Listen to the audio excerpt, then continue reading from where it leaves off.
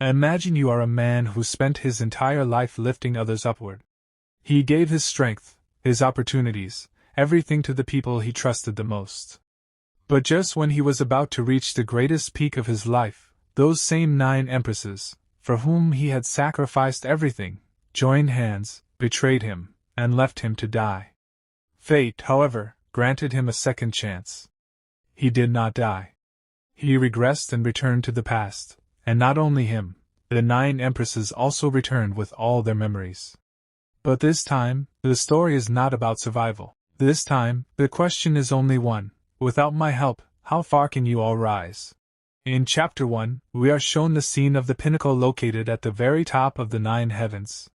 Greenery spreads in every direction, shining mountains glow, and spiritual energy floats through the sky, raising this place to an entirely different level.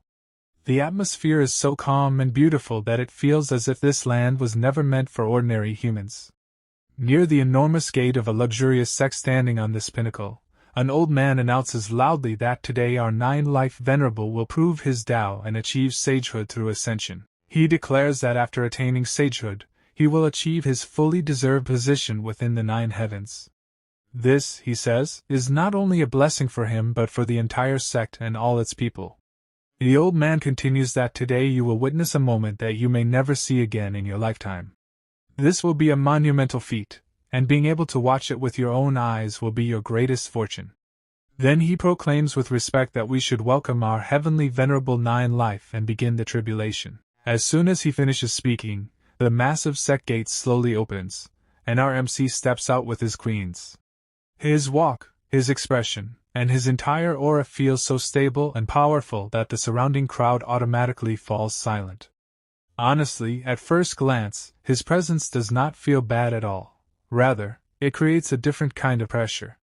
But some disciples standing behind, seeing the MC's grandeur, begin to whisper rude comments among themselves. Hearing this, the elders nearby immediately grow strict and scold them angrily, telling them to keep their mouths shut and learn to respect their seniors.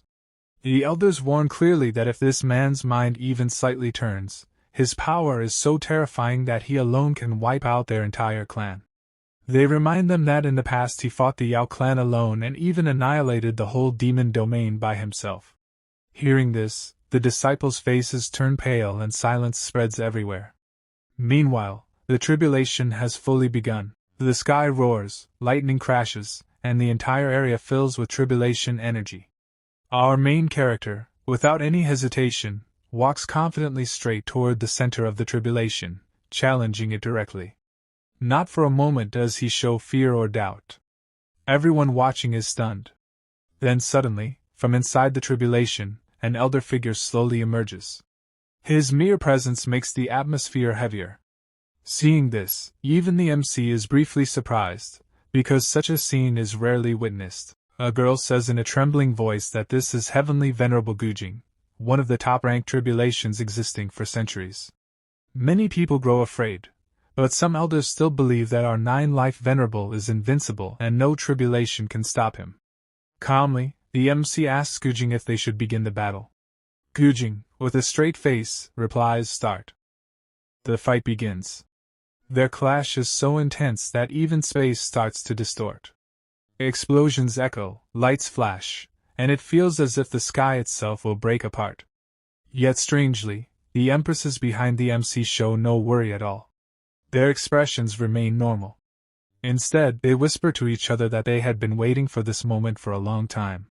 Their words carry not fear but a strange confidence. Then Gujing uses the Tao of Time. The elders become serious and explain that because of this technique, Gujing's clones will travel through multiple timelines and hunt the MC in each one. If Gujing succeeds even in a single timeline, the MC's real body here will suffer fatal damage. Tension spreads everywhere. Seeing this move, one Empress's face changes strangely, and an evil aura seems to leak from her, as if her true intention can no longer stay hidden. Yet the MC remains calm and says casually that this move is indeed impressive.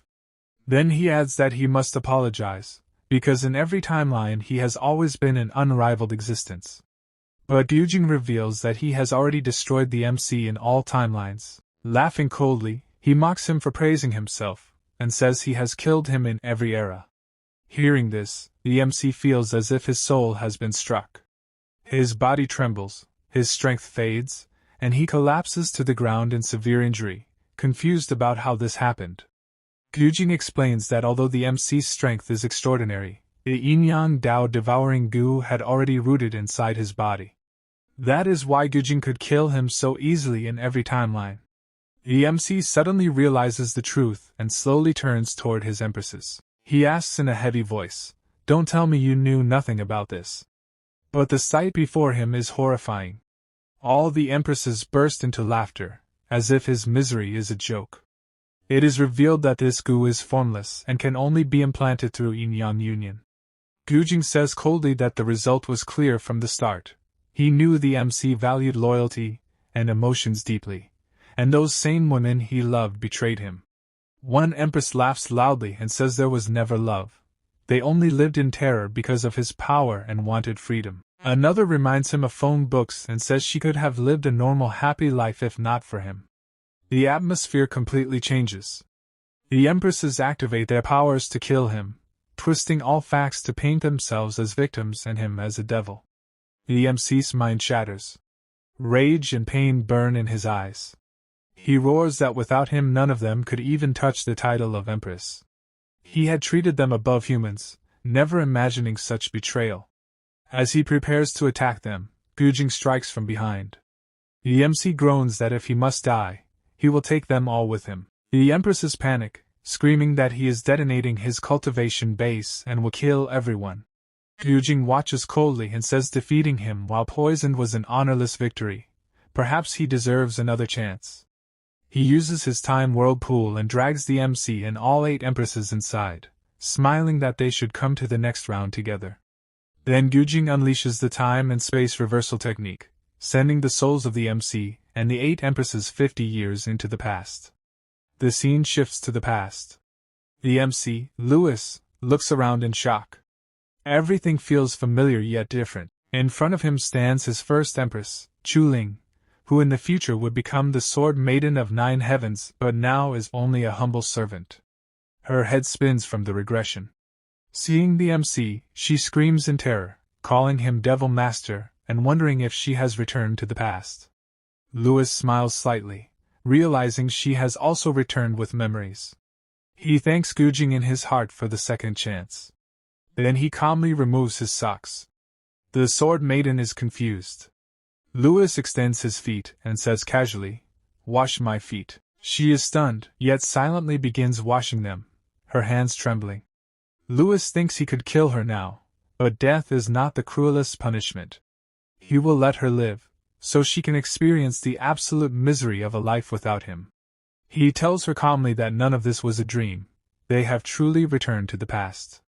She is shocked and asks, "We all?" Louis cuts her off and says everything is real. Gyujing's technique brought them back, and he remembers every word she spoke that day. Her arrogance still remains and she asks, "So what now?" Louis smiles with an evil glint and says only one word, "Enough." Then he declares, "You wanted freedom, didn't you? From this moment onward, you are free." Louis stands up and opens a drawer kept nearby. From inside, he takes out a token and, showing it to the Sword Maiden, says, "Look at this carefully." "What is it?" The Sword Maiden replies with slight hesitation. This is my life tablet." The very next moment, Louis, without any expression, burns that life tablet right there. With a brief flash of fire, the tablet turns into ashes. Louis says in a cold tone, "There, you see? I have burned the contract tablet. From now on, you are completely free. Whenever you want, you can return to your true sword manner." Seeing this, the Sword Maiden becomes shocked, yet she still composes herself and speaks in a straight tone. "Louis, you had 9 lives, yet in your first life, why did you choose to self-destruct?" But Louis no longer wishes to keep any kind of relation with her. His face hardens. He turns toward her angrily and says, "Mind your own business and get lost from here." Hearing this, the Sword Maiden also begins to leave without stopping. While walking away, she says in a cold voice, "Fine. Now that we all have been reborn, I swear that this time I will give you a truly miserable end. As she walks, she thinks to herself, Louis, I possess an innate sword body. If none of this had happened because of you, my life would have been far more glorious. Stepping outside, she says in an emotional tone, Father, mother, brother, your daughter is finally coming back. From behind, Louis watches her walking toward the Chu manor with such emotional steps. The same evil smile rises on his face again, and he murmurs slowly, A father, a shameless mother, a trash brother, and this poor girl. He thinks further. Once you return, you will understand what a true devil's cave really is. In this life, I am absolutely not going to show them any mercy. The chains of those 8 women will no longer bind me. No matter what happens, I will definitely ascend to an even higher realm. Just as the MC is about to close the door of the room, suddenly, with a loud bang, the door shatters. A long leg kicks straight inside and attacks him directly. The moment Louis sees this, only one name echoes in his mind, Fairy Red Silk. But the next second he corrects himself. No, in this life her name is still Hong Ling. Then we clearly see that the girl who broke the door and entered is none other than her. Filled with rage, Hong Ling stands before the MC and shouts his name. Without thinking for even a second, she attacks him and screams, Today I will definitely kill you! But Louis's strength is far beyond her level. Without using any technique, he grabs her neck with one hand, lifts her into the air, and hangs her upside down by her own leg. Hong Ling cannot even understand how everything happened so quickly. Louis slowly moves closer to her and says in a deadly tone, You still dare to strike at me? He locks her so tightly that Hong Ling cannot even move her hands or legs. In a frightened, stammering voice she says, What are you doing? But Louis has no intention of doing much to her. He already knows that this girl's fate ahead is not going to be special either. He says coldly, Today you will fix my door with your own hands. And if you fail to do so, I will twist your neck and end your life right here. Even though she is completely locked, Hong Ling still says in a trembling voice, I refuse.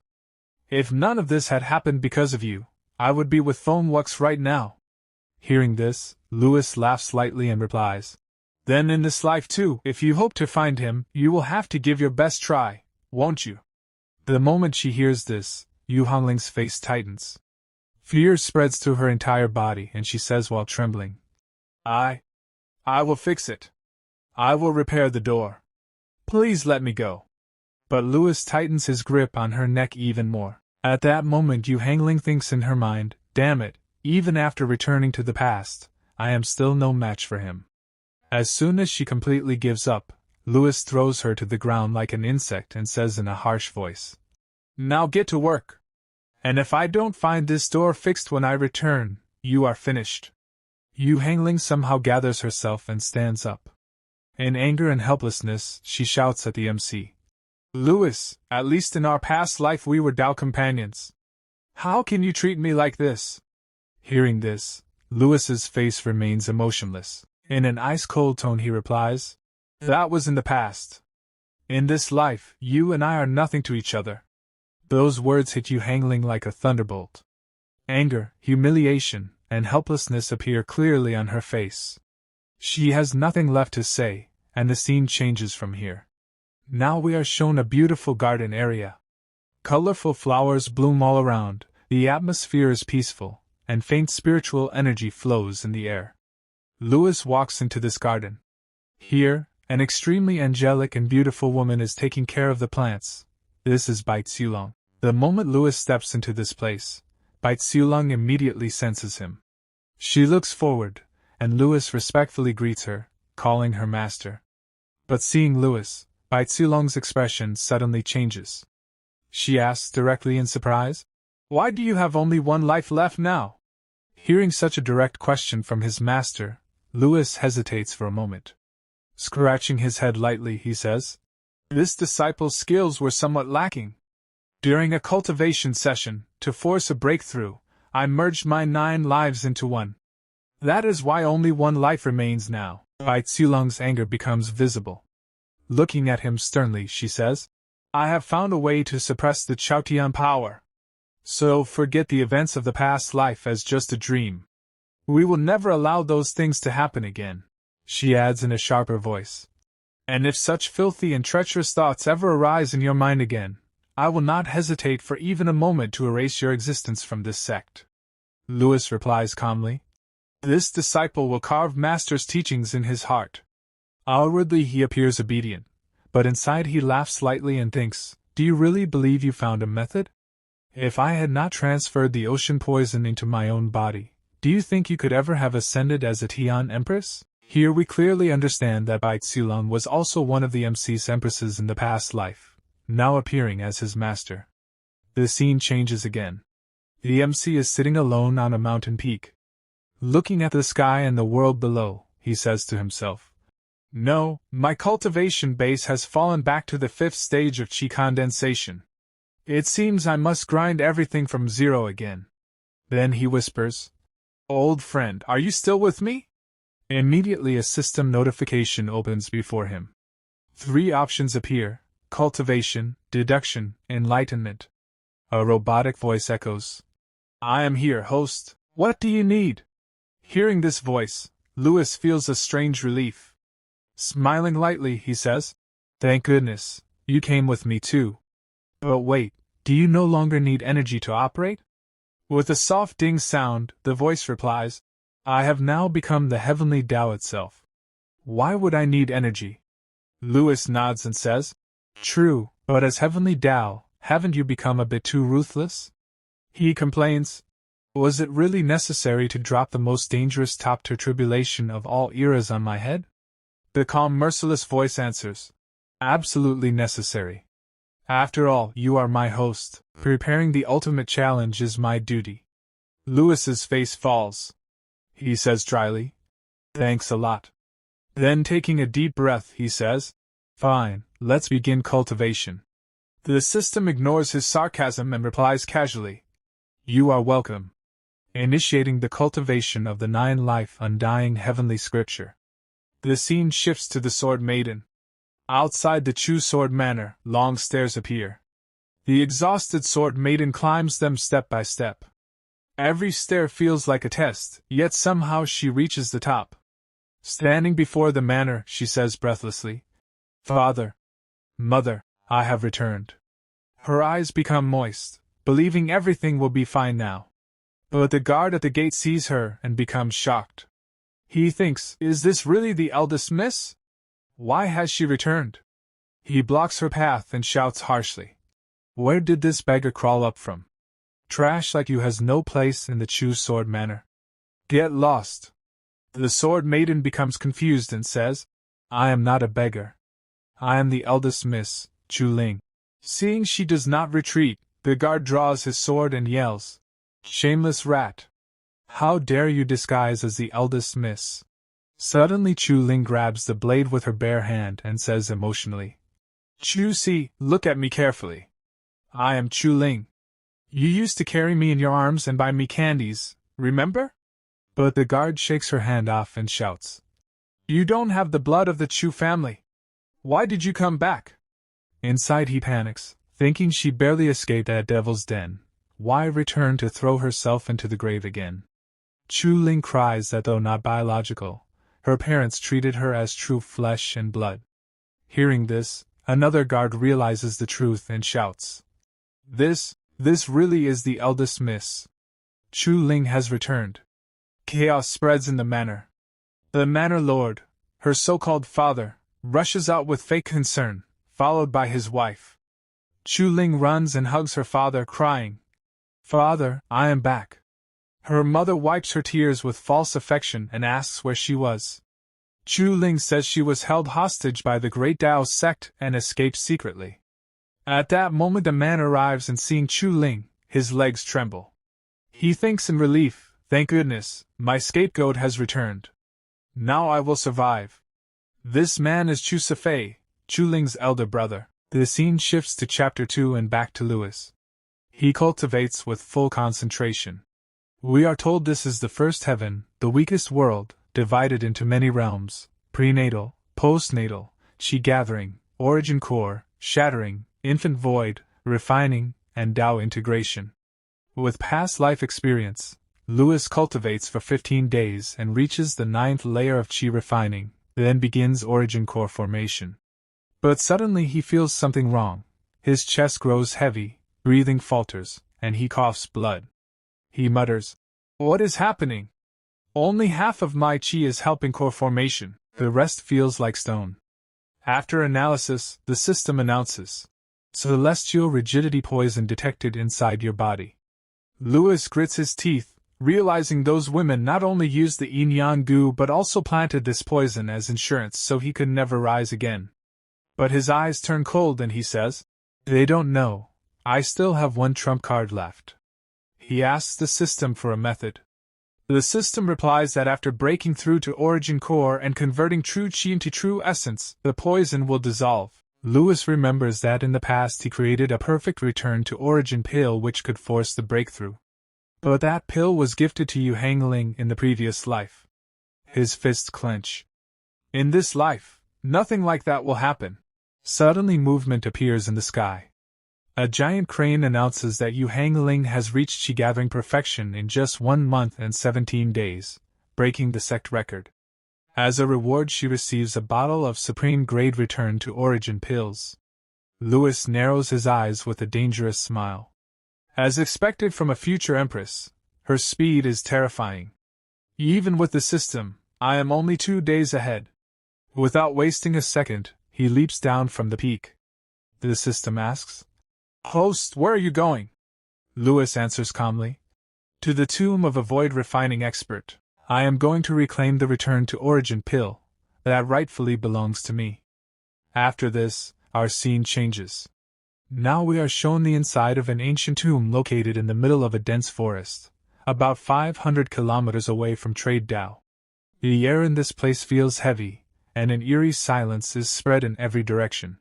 Walking through the depths of this same tomb, Hong Ling has already arrived there.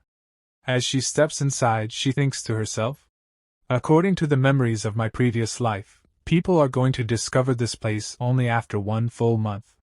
That means right now, I am completely alone here."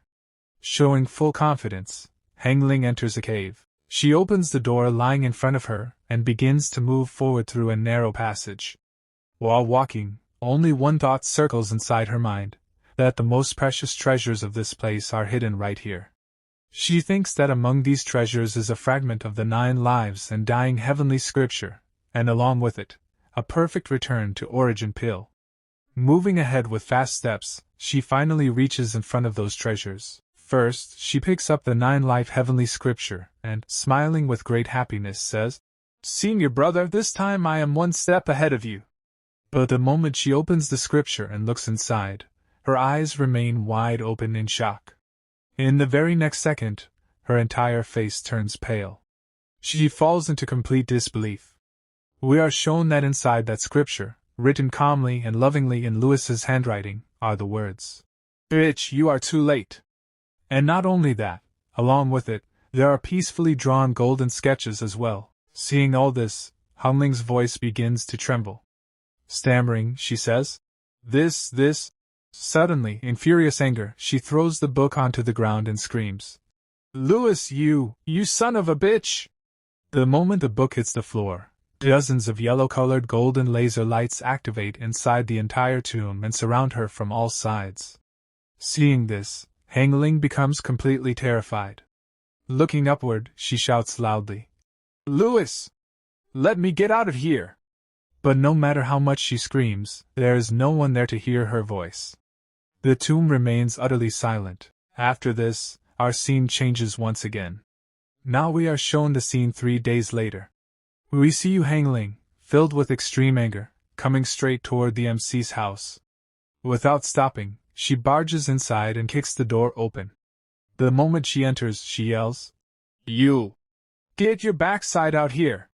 As we can see, her body is covered with many wounds and injuries. Scratches and marks are visible everywhere.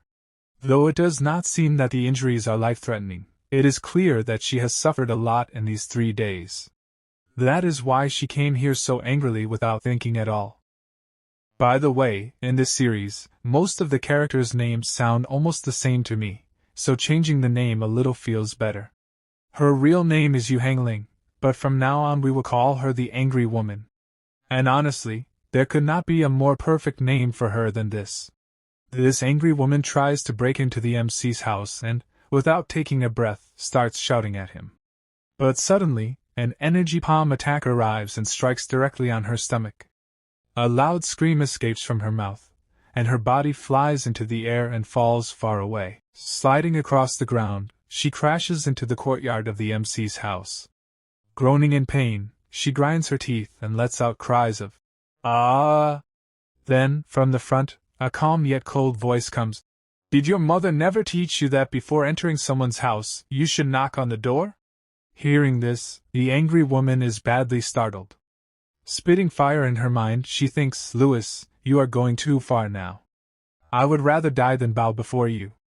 But all this she could only think inside her head. In reality, she could only chew her teeth and hair in rage. The truth was that at this moment she needed Louis, and when there is need, even pride has to be swallowed. That is why she somehow controls herself, stands up, and this time, knocking on the door politely, says, "Senior brother, please, can you open the door?" From inside, without any hesitation, a voice replies, "Get lost from here." Hearing this, the angry woman's blood boils even more. She starts banging the door loudly and shouts, "Did you take the perfect return to origin pill from inside that tomb?"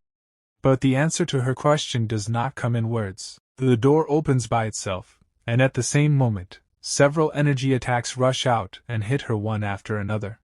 Due to the direct hits, her body is thrown away again. However, this time she somehow manages to maintain her balance. Taking a deep breath, she tries to calm herself and thinks, "Stay calm, don't get angry, keep it all inside." Then, grinding her teeth, she asks once more, "I am asking you for the last time. Did you take the perfect return to origin pill from that tomb?" From inside comes the same calm and merciless voice of the MC. "No. Now get lost from here." Hearing this, the angry woman completely loses her patience. Rage fills her eyes, energy bursts from her body, and activating her powers, she rushes straight to attack Louis. She screams, "You have the courage to take it, but not the courage to admit it. Louis, now I will fight you to the death." But just then, suddenly the MC's master appears in front of her. She releases her aura, and in that very moment all of Hong Ling's movements are locked in place. Her voice carries depth and pressure as she says, "Hong Ling, calm down." Hearing this, all of Hong Ling's anger vanishes as if blown away by wind. Her face changes, and in a trembling voice she says, "Master." The next second, she falls to her knees and starts crying bitterly like a child. She wails, "Master, he hit me." Sobbing, she exaggerates everything as if all the fault belongs to the other side. After hearing all this, her master slowly turns toward the MC and asks in a strict voice, "Louis, why did you raise your hand on your own junior sister?" Here one thing needs to be clarified. In the previous episode I had said that this master might have been the MC's wife in his previous life. But looking at the reactions and behavior so far, that does not seem clear at all. The story has not confirmed anything like that, and her expressions also do not indicate such a relationship. Yes, it does feel that as a master she knows that the MC had 9 lives before and now only 1 remains. Perhaps that is why she understands that the MC has returned to the past carrying all the anger of his previous lives. The rest of the truth we will know as the story moves forward. For now, let us continue the story. When his master asks this question, Louis opens his eyes and replies angrily, "She barged in without knocking. She has no manners at all." Hearing Louis's words, his master does not argue much. She calmly walks toward Hong Ling, helps her stand, and says in a gentle voice, "But still, after all, she is your junior sister. Let this matter end here." Then looking at Hong Ling, she asks, "By the way, why did you come to Louis today?" Hearing this, the angry woman points directly at the MC and says loudly, "He took the perfect return to origin pill. He has no use for it, so I wanted to trade something with him for it." Hearing her words, Louis's master turns to the MC and says in a softer tone, "Louis, your aptitude is exceptional. You absolutely do not need the perfect return to origin pill. Why don't you give it to your junior sister? If you need anything else, I can provide it to you. Even after such calm and reasonable persuasion, Louis's expression does not change at all. Sitting in the same attitude, he replies coldly, Sorry, but I also need this perfect return to origin pill. Hearing this, Hong Ling flares up again and shouts, What nonsense are you talking about, Louis? Do you really think that without this pill I cannot condense my origin core? Due to her constant shouting, Louis's concentration breaks. He slowly gets down, puts his hand inside his sleeve, and takes out the same return to origin pill. Then he lets out a deep breath. Seeing this, his master's face brightens, and she happily says, There we go. That's a good boy. She is about to praise him more when the atmosphere suddenly changes again. At that very moment, the MC gives a slight smile. With a "heh" sound, he throws the pill directly into his mouth and chews it in front of his master before swallowing it. Seeing this, his master is badly shocked. Her eyes widen and she says sternly, Louis, why did you do this? Your master is very disappointed. Before she can say anything further, the angry woman standing there explodes in rage. Grinding her teeth, she turns back and screams while leaving. Louis, just wait. I will condense my secret core and take full revenge for this humiliation. Seeing her open hostility, the master's face becomes even heavier. Taking a deep breath, she says, I know you still have a lot of anger inside you. But was it really necessary to go this extreme? With this disappointed expression, the scene changes. Now we are shown the scene of the Sword Manor. Here the Sword Maiden is sitting comfortably while someone is feeding her with a spoon. Her mother, in a sweet and loving voice, says, Your mother steamed this emerald rice congee with her own hands, only for you. Taste it and tell me if it is good. As soon as the Sword Maiden eats it, her face lights up. With happiness and emotion, she says, Thank you, mother. In this whole world, only you treat me the best. I never want to leave your and father's side in this life. Hearing this, her mother smiles slightly and asks playfully, Really? Even more than your birth parents? The Sword Maiden replies with a smile. They disappeared right after giving birth to me. How can they be compared with your treatment? Hearing this, her mother laughs softly and says, All right, that's enough. Now hurry and rest a little. The Sword Maiden gently replies, But her mother, inside her heart, is laughing in a strange way, a very relieved and eerie laughter. She thinks, We are saved. We are finally saved.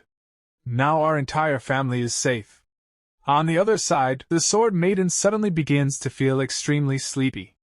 Her eyes grow heavy, and in a hesitant voice she asks, Mother, why am I suddenly feeling so sleepy? Then her mother slowly turns back with the same sweet yet cold voice and says, If you feel sleepy, just sleep a little. The moment she says this, the Sword Maiden loses control over her body. Overwhelmed by drowsiness, she cannot even hold herself and collapses onto the bed. Holding her head in pain, she thinks, Today everything feels so strange. Why am I feeling such strong sleepiness? This uncomfortable feeling has never happened before. Forcing herself, she releases her aura and commands internally, Circulate Great Lotus Sword Scripture. Tell me what is wrong with my body. But the moment she sees the result, her heart sinks. She trembles in shock. Have I been poisoned? How is this possible? Could it be because of the emerald rice congee? Just then, a knock comes at the door. A voice asks, Have you already fallen asleep? Confused and scared, she immediately lies down, pulls the blanket over herself, and pretends to be deeply asleep. The door slowly opens.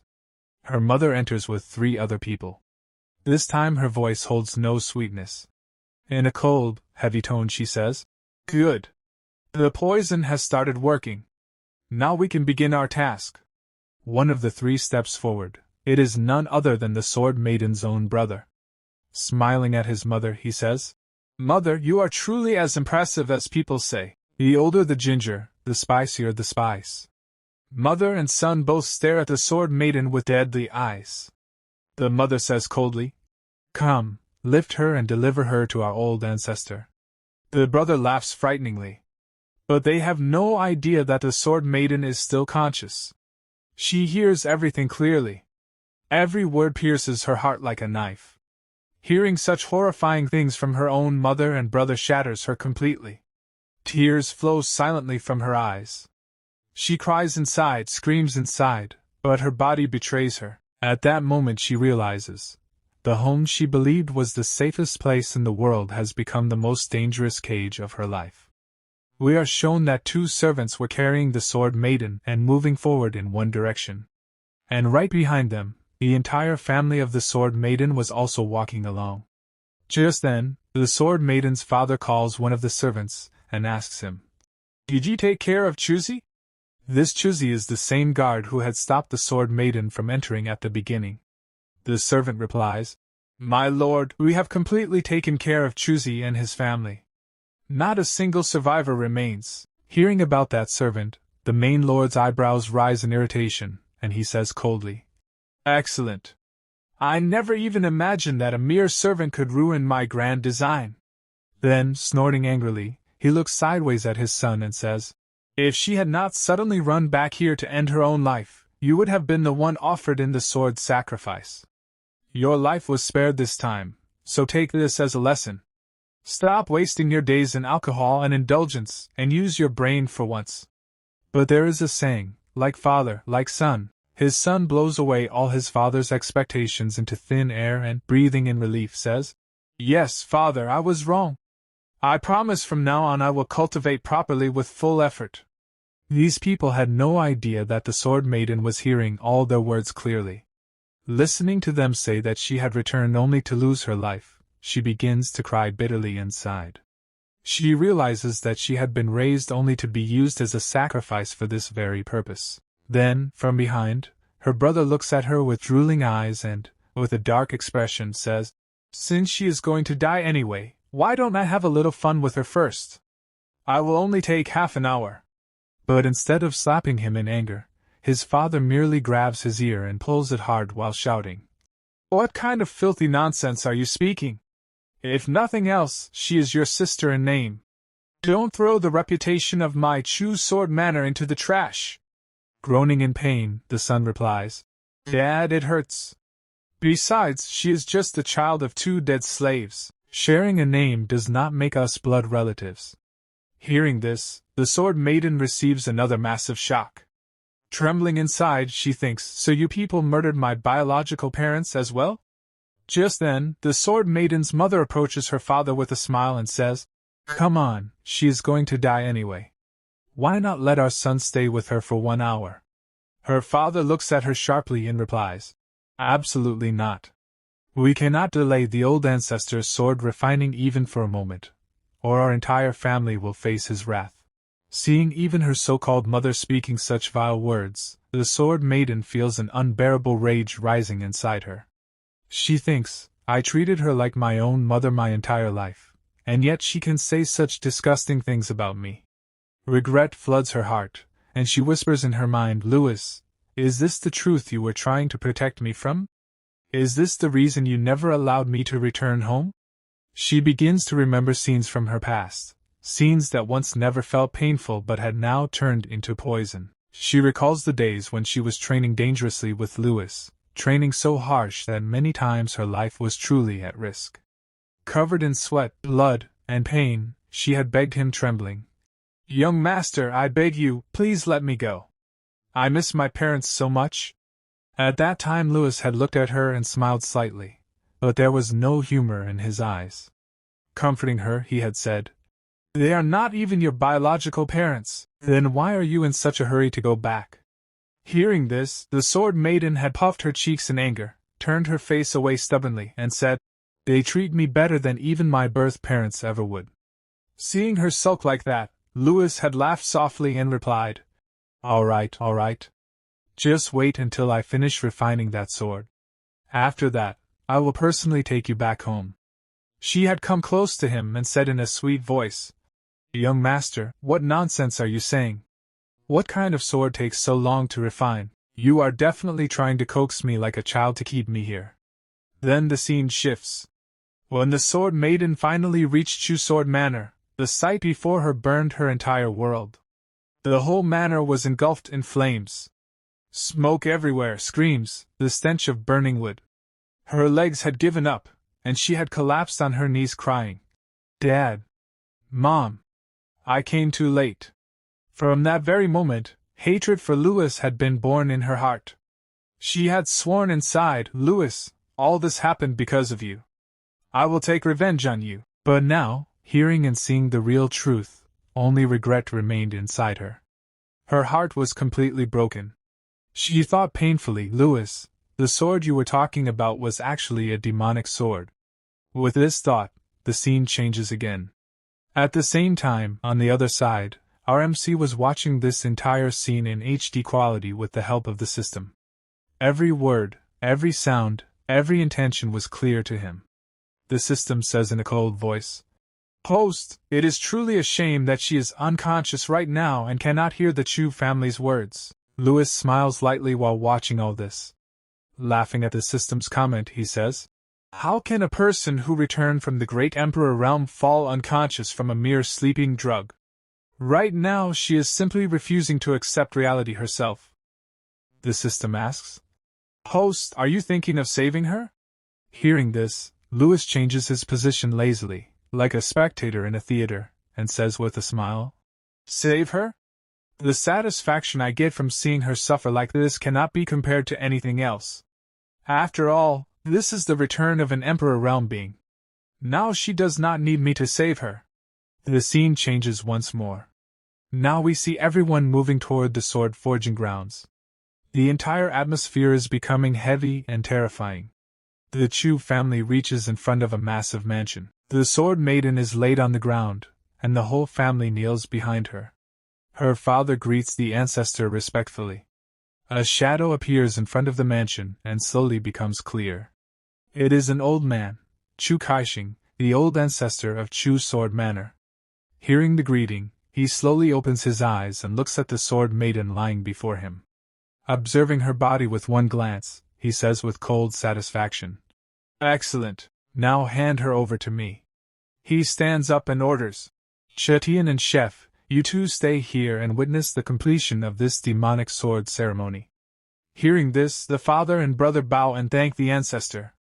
The old ancestor moves forward and lights a fire beneath a massive cauldron.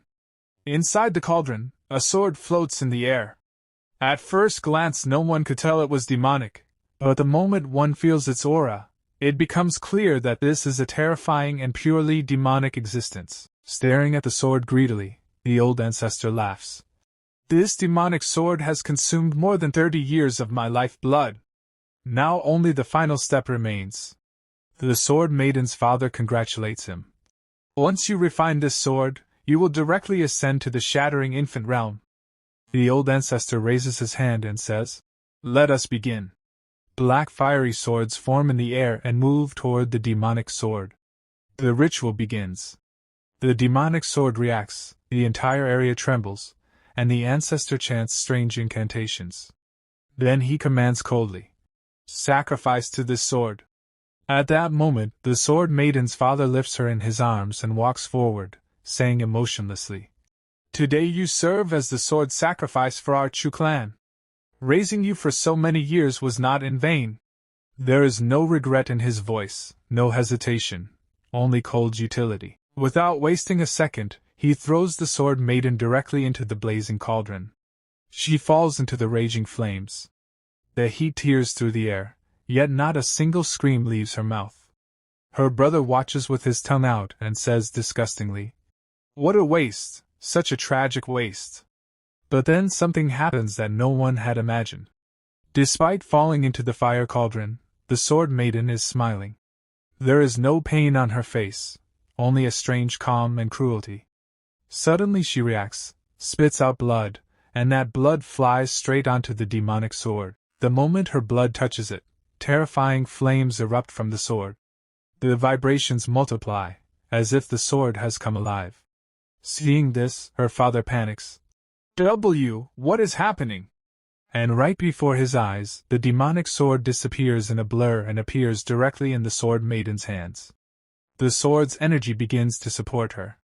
The flames no longer burn her, instead they lift her. She floats inside the cauldron and looks straight at the old ancestor, no pain in her eyes, only murderous intent. The old ancestor is shocked. Her brother screams, "Dad, she's not dead!" The ancestor trembles. How is this possible? But before he can react, she rushes forward at full speed, aiming to pierce his chest in one strike. He hurriedly pulls out a green sword and shouts, "Damn it!"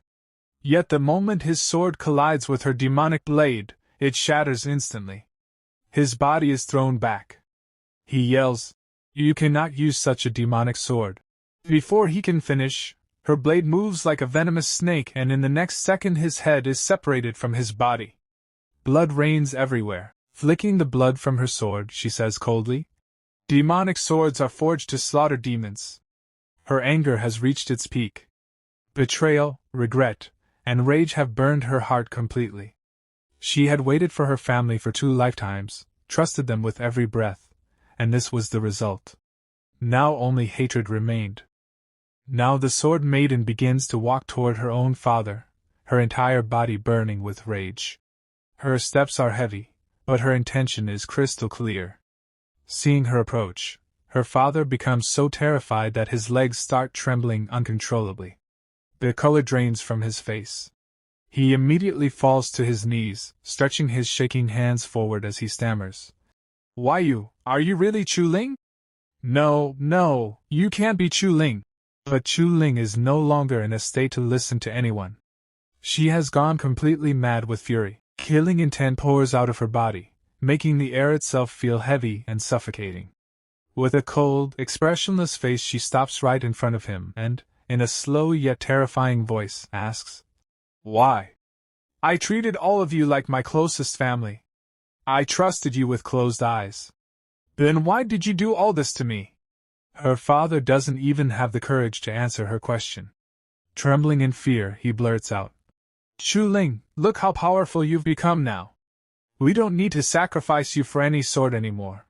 Come, let's go home together. Everything will be fine." But Chu Ling has already seen his true face. She lets out a faint laugh, a laugh filled with both pain and hatred. Pulling out her sword, she says coldly, "You are not even worthy to take my name with that filthy mouth." Without a single moment of hesitation, she swings her blade. In one strike, her father's head flies into the air, blood spraying everywhere like a fountain. At that moment, Chu Ling looks exactly like a demon, ready to cut down anything that stands in her path without mercy. After that, she turns around. In front of her stands her so-called brother. The moment his eyes meet Chu Ling's, he is struck with terror. He steps back, his lips trembling. Looking at him with icy eyes, Chu Ling says, "Now as for you, you animal." Her brother immediately interrupts, dropping to his knees and banging his head on the ground repeatedly. Yes, I'm an animal. Just treat me like a dog and let me go. Please don't kill me." But in the blink of an eye, Chu Ling's sword moves again. His neck is severed instantly, and his body collapses to the ground. Chu Ling says without any emotion, "You are worse than a dog." At a distance, her mother, who still had no idea about the fate of her husband and son, becomes confused seeing the scene. All she can see is Chu Ling walking out of the sword forging grounds alone with a sword in her hand. Her steps are calm, her face emotionless, but behind her lies a tale of death and blood. Shocked, her mother walks forward and asks in confusion, "Chu Ling, how did you come out? And the others, where are they?" Chu Ling keeps walking without stopping, without even looking at her. As she passes beside her mother, she answers in a cold voice, "Who exactly are you talking about?" Her mother grows even more nervous and hurriedly says, "Your father, your brother, your family." Hearing this, Chu Ling suddenly stops. She slowly turns back. There is no anger in her eyes now, only an empty, chilling coldness. "I don't have any family anymore," she says. The next instant her sword flashes.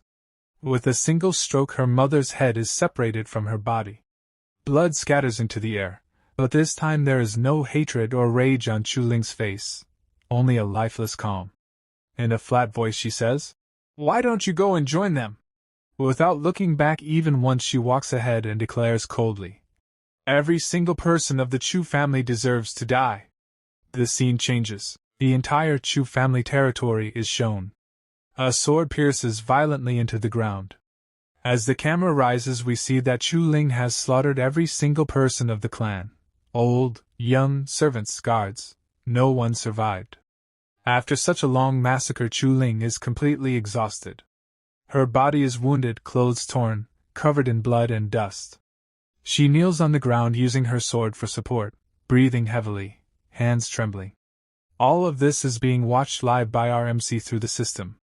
Seeing the sight, Lewis nods slightly and says, "Not bad. She didn't leave a single soul alive in Chu sword manner. She didn't even spare the chickens." Stretching his hand lazily, he adds, "All right, close it now." He is just about to relax on his bed when the system asks, "Host, won't you continue watching? A shattering infant realm expert is about to come and kill her." Lewis smiles faintly. What is there to see? She deserves all of this. The scene shifts back to Chu Ling. The manor is now nothing but ruins, corpses, and blood everywhere. Chu Ling falls to her knees, whispering in a broken voice, "I was wrong, I was so wrong." Tears flow from her eyes, her body shaking in pain. She has no strength left to fight. From a distance someone approaches, the shattering infant realm expert, Reverend Li Jian.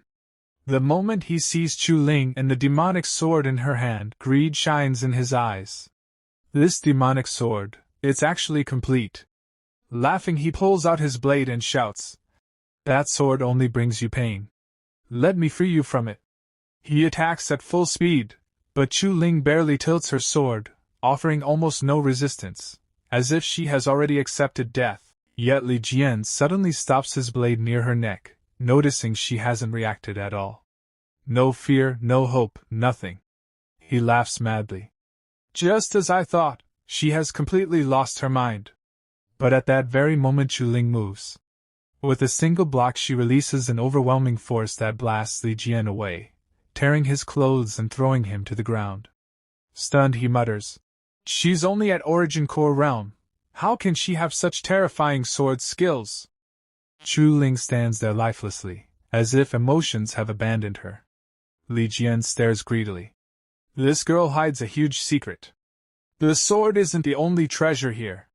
Suddenly Chu Ling turns and begins running away. Li Jian is shocked. What? She wasn't reacting at all just now. He chases after her, shouting obscenely, "Don't run! Be a good girl and come to Li Jian." Chu Ling keeps running despite her injuries, blood dripping with every step. Her lips tremble as she repeats, "I was wrong. I must repent. I must repent." Her mind seems broken, clinging only to guilt and regret. The scene shifts to Lewis. Outside, the furious woman Hong Ling is banging on his door, screaming accusations. Lewis sits calmly in meditation. The system asks, "Host, she is insulting you so badly. Will you just listen?" Without opening his eyes, Lewis replies, "Block my ears. I must focus on cultivation. Nothing will stop me from achieving sagehood." Later, Hong Ling's master arrives and scolds her, revealing how Lewis refined every treasure for her countless times. Hearing this, Hong Ling is shaken, but still refuses to apologize. Her master angrily sends her to the back mountain to reflect. Finally, the scene changes again. Barefoot and wounded, Chu Ling climbs the stairs toward Lewis's mountain, leaning on her demonic sword. There is no hatred left in her eyes, only exhaustion and regret. Looking toward Lewis's courtyard, she whispers softly, "Great Tao." She stands there trembling, breathing heavily, staring at the place as if realizing for the first time everything she has lost in her life. At that moment, someone noticed Chu Ling standing there and cried out in shock, "Who goes there?" Before anyone could react, Chu Ling's strength gave out. She collapsed to the ground and fainted. Yet, just before losing consciousness, she murmured weakly, "Bylon Peak. Lu Yi. I am Ling." The female disciple rushed toward her in alarm, but a sharp voice suddenly stopped her. "Stay your hand, fellow Taoist. When the female disciple looked up, she saw Li Jian descending from above. He landed gracefully and said, "Fellow Taoist, I have hunted this vile creature to this very spot. I mean no disrespect to the majesty of the great Tao sect. I shall remove this trash immediately." Li Jian stretched out his hand toward Chu Ling, but the female disciple instantly drew her sword and blocked his path. "Not so fast. Since she invoked the name of one of my sect members, I intend to return and verify it. If he claims not to know her, only then may you take her away." She turned to another disciple and ordered, "Keep a close watch. Do not let him take her before I return." The disciple nodded. "Understood." At Bailon Peak, the female disciple stood outside Lu Ye's room and called out loudly, "Junior brother Lu Yi! A woman claiming to be Chu Ling has collapsed outside the mountain gate. She is being hunted and is gravely injured. Do you know her?" From inside, Lu Yi asked coldly. "Who?" the disciple replied. "Chu Ling." After a brief silence, Lu Yi answered in an icy tone, "I don't know her." The female disciple responded, "Since junior brother does not recognize her, we shall not intervene." Lu Yi repeated firmly, "I said I don't know her." "Understood. Farewell," she said before leaving. Inside, the system asked Lu Yi, "Does Master truly intend to leave her to die?" Lu Yi replied calmly, "Have you forgotten how she treated me in my past life? Besides, she isn't going to die." Outside the gate, the female disciple returned to Li Jian and informed him, "I have verified the matter. My sect's disciple does not know her. You may take her away." Li Jian sneered, "Just as I thought. The great Tao sect is a pillar of the righteous path.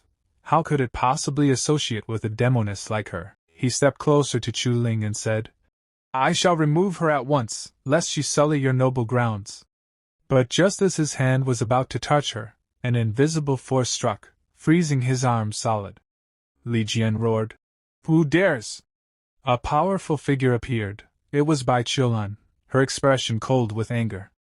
"Stay your hand!" The surrounding disciples immediately dropped to their knees. "Greetings, Marshal and Bai Qiulan declared firmly. "You cannot take her away." Li Jian clenched his fists in fury. The magnificent great Tao sect, reneging on its word? That is hardly the conduct of a righteous faction. The female disciple flared up and pointed her sword at him. "Impudent! Do you wish to find out just how sharp the great Tao sect's swords are?" Li Jian drew his own blade with a cold laugh. "My sword is none too dull either." The female disciple prepared to strike. "In that case," but before she could move, Bai Qiulan attacked from behind, instantly freezing Li Jian's entire body. She said in an indifferent tone, "Dispose of the corpse. I will take this woman back to the sect." Bai Qiulan carried Chu Ling to another residence, and urgently said to her senior sister, "Senior sister, please save Chu Ling." She laid Chu Ling onto the bed. The girl looked terribly wounded. The senior sister examined her and began to heal her while murmuring, "How could she be injured this badly?" Bai Qiulan sighed. She was practically a corpse. What sheer force of will kept her clinging to life until now? The senior sister gave a confident thumbs up. "Fear not. So long as a spark of life remains, I can bring her back." Bai Qiulan bowed slightly. "I am in your debt." After some time, Chu Ling finally regained consciousness.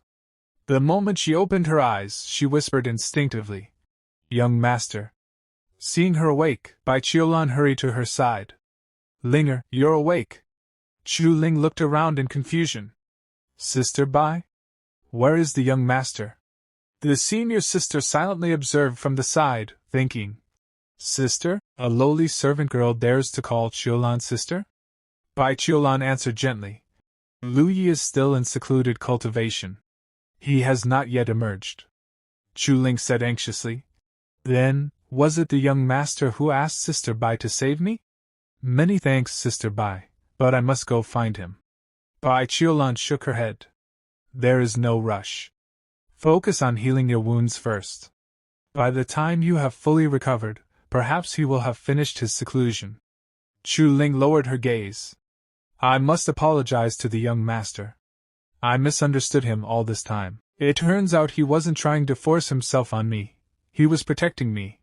Sister Bai, perhaps we have all misunderstood him. The senior sister, still listening quietly, felt her mind explode. Force himself? We? Good heavens, did I just stumble upon some massive scandal? She stared at the two of them in shock. Just then, Bai Qiulan glanced in her direction. The senior sister immediately turned her face away, pretending innocence. Bai Qiulan walked over and said politely, Senior sister, could I trouble you to step out for a moment? I have some things to discuss with Linger. The senior sister waved her hand. All right, I'm leaving right now. You two chat to your heart's content. After she stepped outside, Bai Qiulan turned back to Chu Ling. Linger, from now on, do not call me Sister Bai. You may address me as Senior Bai. Back when the chaosine poison flared within me, Lu Yi only resorted to that unavoidable act to save my life. Outside the door, the senior sister had not actually left. She pressed her ear against the wall and gasped.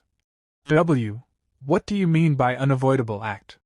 But Bai Qiulan noticed her eavesdropping and immediately used her power to place a sound barrier around the room. The senior sister blinked in confusion. Eh? Huh?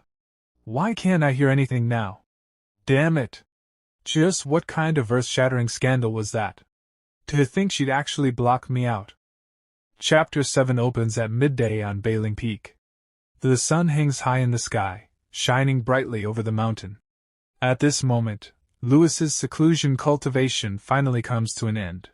He slowly opens his eyes and stands up from the cultivation mat. Yawning lazily, he stretches his body and walks forward. After all, he hasn't slept properly for many days. The scene shifts to outside Louis's residence. A young woman is kneeling there on the cold ground. It is Chu Ling. She sits upright on her knees, unmoving, her expression calm yet stubborn. It is clear she has been sitting here for a very long time. Inside Louis's mind, his system reacts. The system informs him that she has been waiting outside for an unusually long period and asks whether he wants to go out and check on her. Louis's face shows no emotion at all. He replies coldly that there is no need. He says he has not forgotten what she did to him in his previous life. The moment Chu Ling comes to his mind, a single image flashes before his eyes. Her face. That cruel, evil smile. The smile she wore when he was dying. Louis clenches his fist slightly. He thinks that anyone who can betray once can betray again. Women, in his eyes, only slow down cultivation. In this life, cultivation is the only thing that matters to him. Nothing else is important. Outside the house, Chu Ling continues kneeling. Her legs are numb, her body exhausted, yet she does not move. Inside her heart, she speaks silently. She believes in young master. She believes that if she endures sincerely and keeps waiting, one day he will forgive her. Her resolve does not waver. The scene changes. Now we arrive at Crimson Cloud Peak. Within the territory of the Great Tao sect, there exist 9 main peaks and 72 minor peaks. Bailing Peak and Crimson Cloud Peak are both among them. At the top of Crimson Cloud Peak, a young woman filled with anger is practicing her short training routine. Her movements are elegant, dignified, and extremely graceful.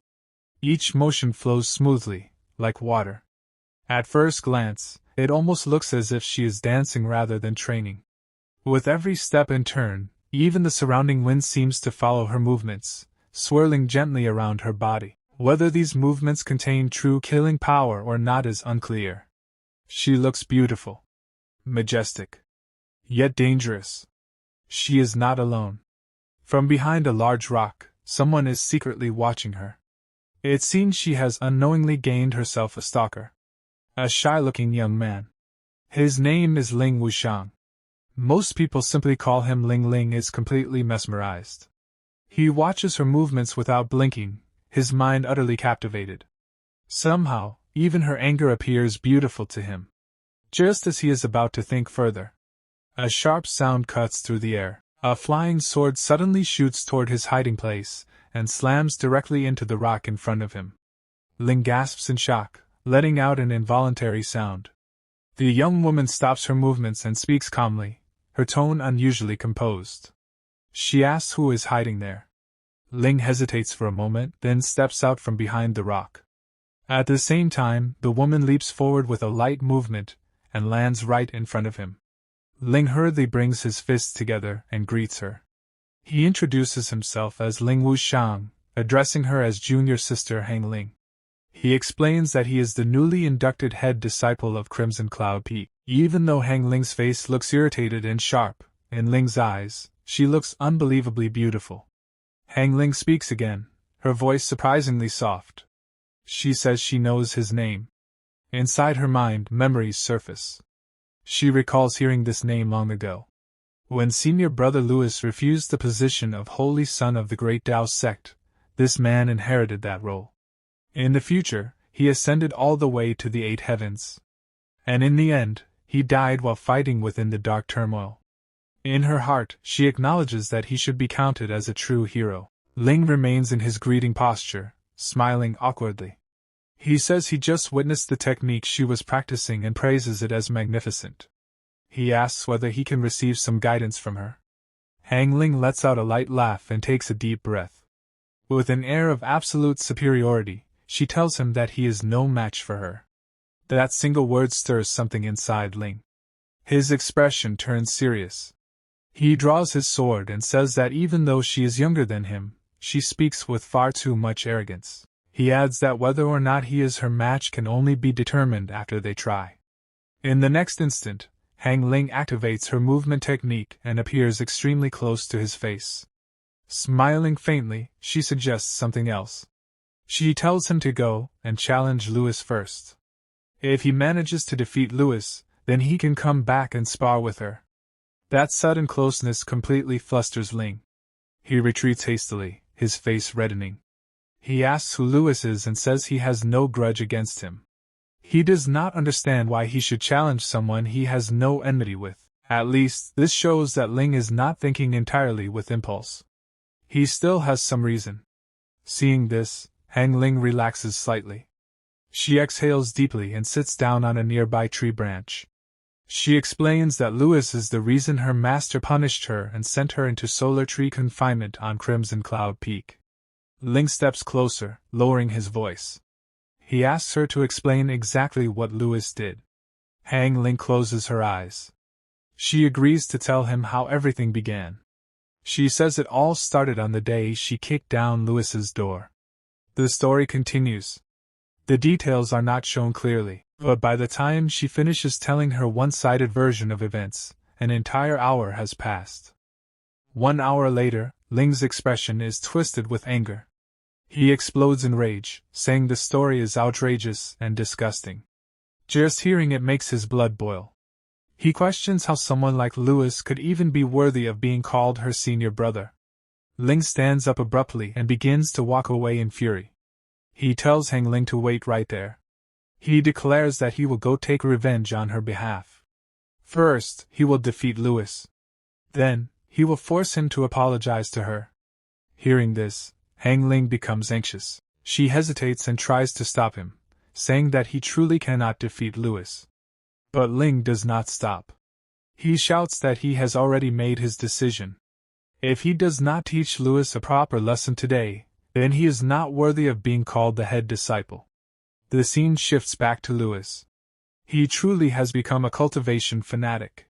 He had just finished cultivating once, and now he is already sitting down again. Just as he begins to focus, he senses someone entering his courtyard.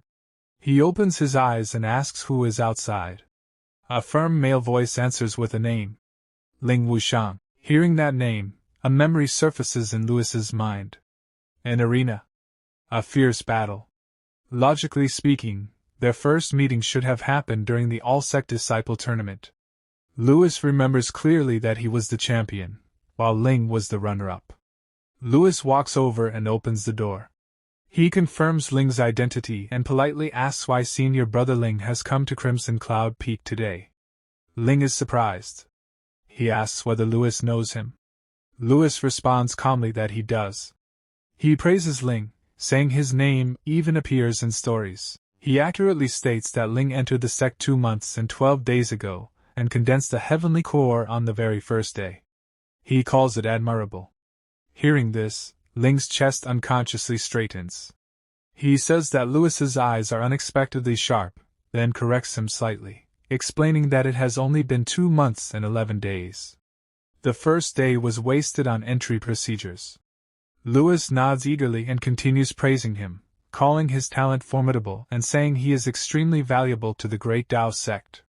Suddenly, Ling snaps back to reality. He points at Louis angrily and demands that he wipe that smile off his face.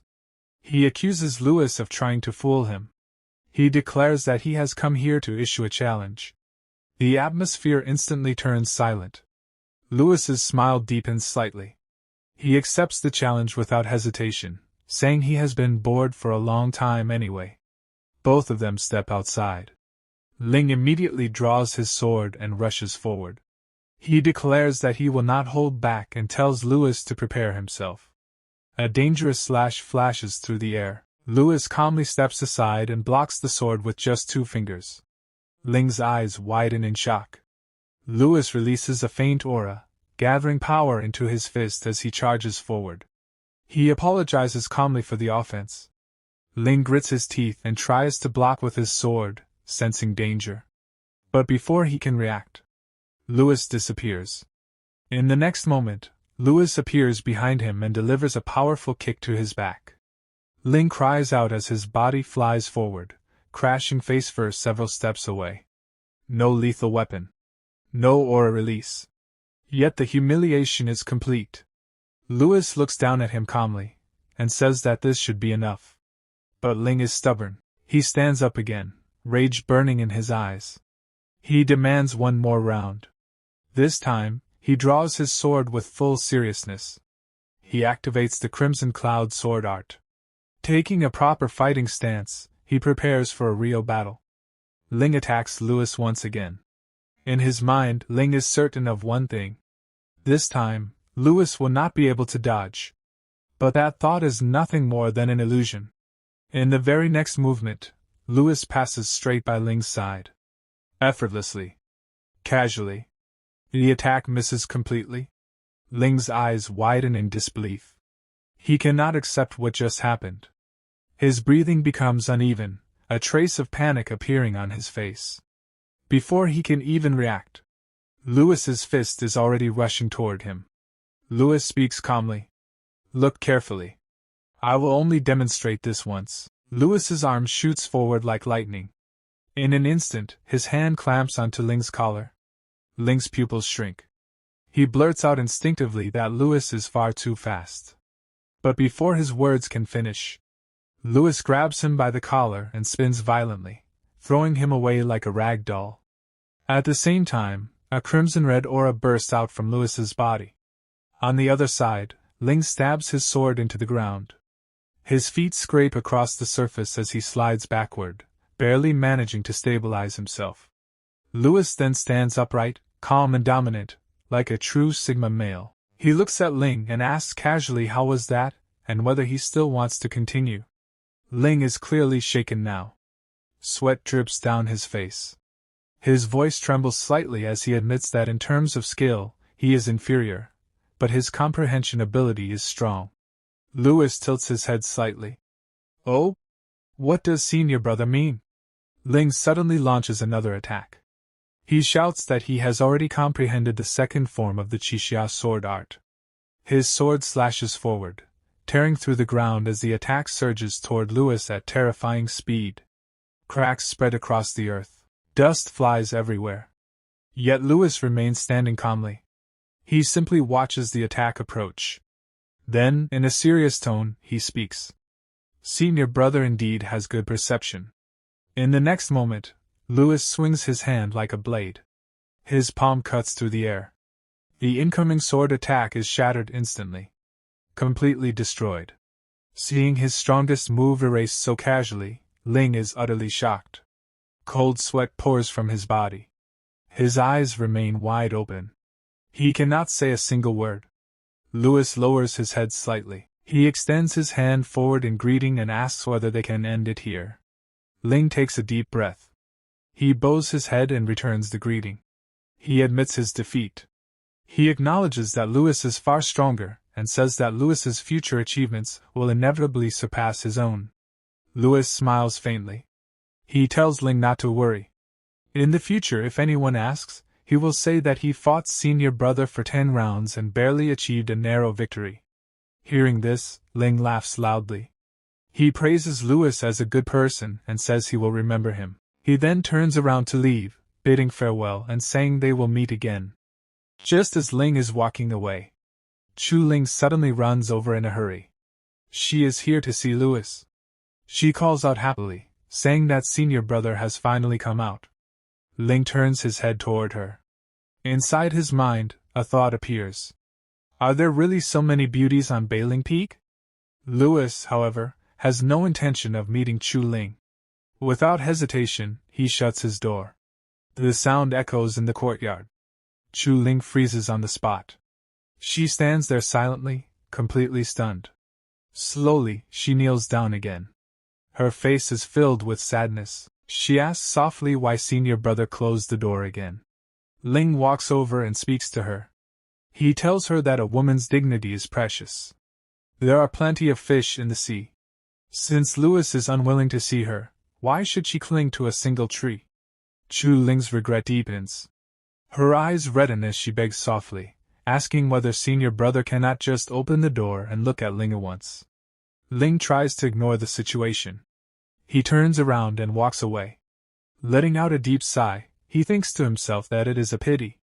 She is pretty, but unfortunately blind. He, Ling Wushang, is so dashing and handsome, yet she actually turns a blind eye to him. The scene shifts. Back on Crimson Cloud Peak. The angry young woman is still practicing her sword.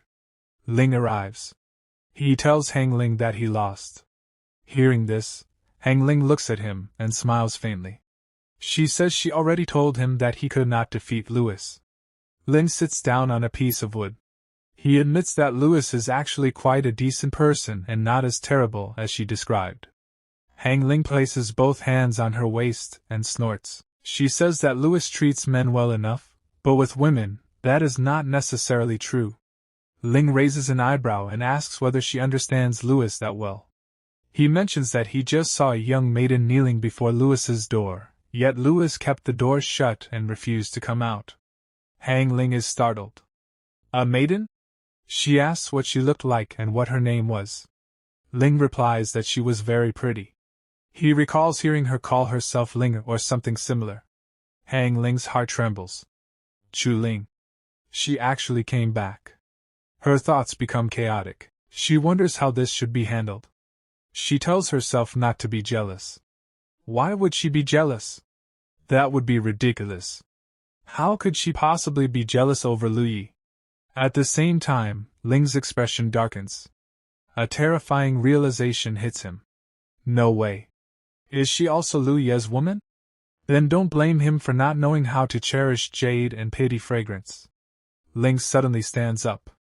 He challenges Hong Ling. He says that he has already fulfilled his promise to challenge Lu Yi, so now she must spar with him.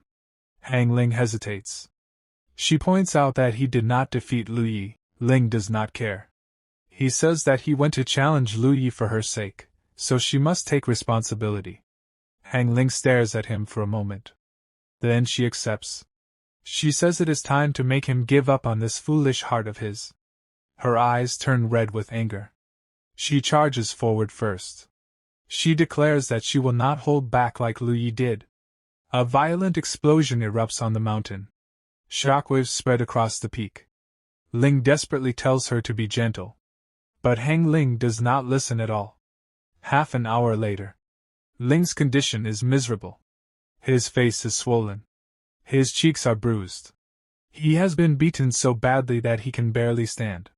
Hong Ling looks down at him coldly. She tells him not to come disturb her cultivation again in the future, and orders him to leave. Ling cries as he staggers away. He shouts in despair, asking whether everyone on Bailing Peak is a monster. Why is one more ruthless than the other? He swears that he will definitely come back one day. Hong Ling frowns. Her thoughts return to Chu Ling. Why did Chu Ling come back? She decides that she must go take a look. Confinement? Who cares about confinement? Meanwhile, back at Bailing Peak, Chu Ling is still kneeling outside Louis's room. Her body is trembling. Her regret is overwhelming. She keeps apologizing softly, saying it was Linger's fault and that Linger was wrong. Her voice grows weaker. Due to hunger and thirst, her strength finally gives out. She collapses against the doorframe. The impact causes the door to open. Chu Ling looks inside anxiously and calls out to her senior brother. But when she looks into the room, it is empty. Her heart sinks. Her face turns pale as she whispers in shock. Senior brother is missing. The chapter begins with Hong Ling arriving to meet Chu Ling. Chu Ling is slightly surprised when she sees Hong Ling standing there. Hong Ling speaks in a very harsh tone and says, Lu Yi has already left. So why are you still kneeling here? He is not coming back. But Chu Ling is drowning in guilt. Tears of regret continuously fall from her eyes. She turns toward Hong Ling and says, Even if the young master is not in the sect right now, I will continue kneeling here until the day he returns. Hong Ling becomes angry. She grabs Chu Ling's hand and tries to pull her up, saying, You should stop kneeling and stand up. We are female cultivators. We have dignity too. Why are you humiliating yourself like this? But Chu Ling shakes off Hong Ling's hand and cries, Sister Hong Ling, I was wrong. I made a huge mistake. I poisoned the young master. This punishment is what I deserve. Just then, Master Bai arrives. As soon as she comes, she speaks gently to Chu Ling. What happened is already in the past. From now on, we should start anew. You shouldn't keep blaming yourself. But Chu Ling still cannot let go of the past. She firmly shakes her head and says, A heavenly rigidity poison can never be completely cleared. A part of it will remain inside his body forever. Curing it is extremely difficult. When Hong Ling and Master Bai hear this, both of them are shocked. Hong Ling asks in disbelief, You mean, the heavenly poison is still inside Lu Ye's body? And it will remain there permanently? She is confused. Master Bai then speaks again, mentioning the perfect returning origin pill. The moment Chu Ling hears about that pill, her regret deepens even further. More tears fall from her eyes as she says, So that means Lu Yi didn't intentionally take the perfect returning origin pill.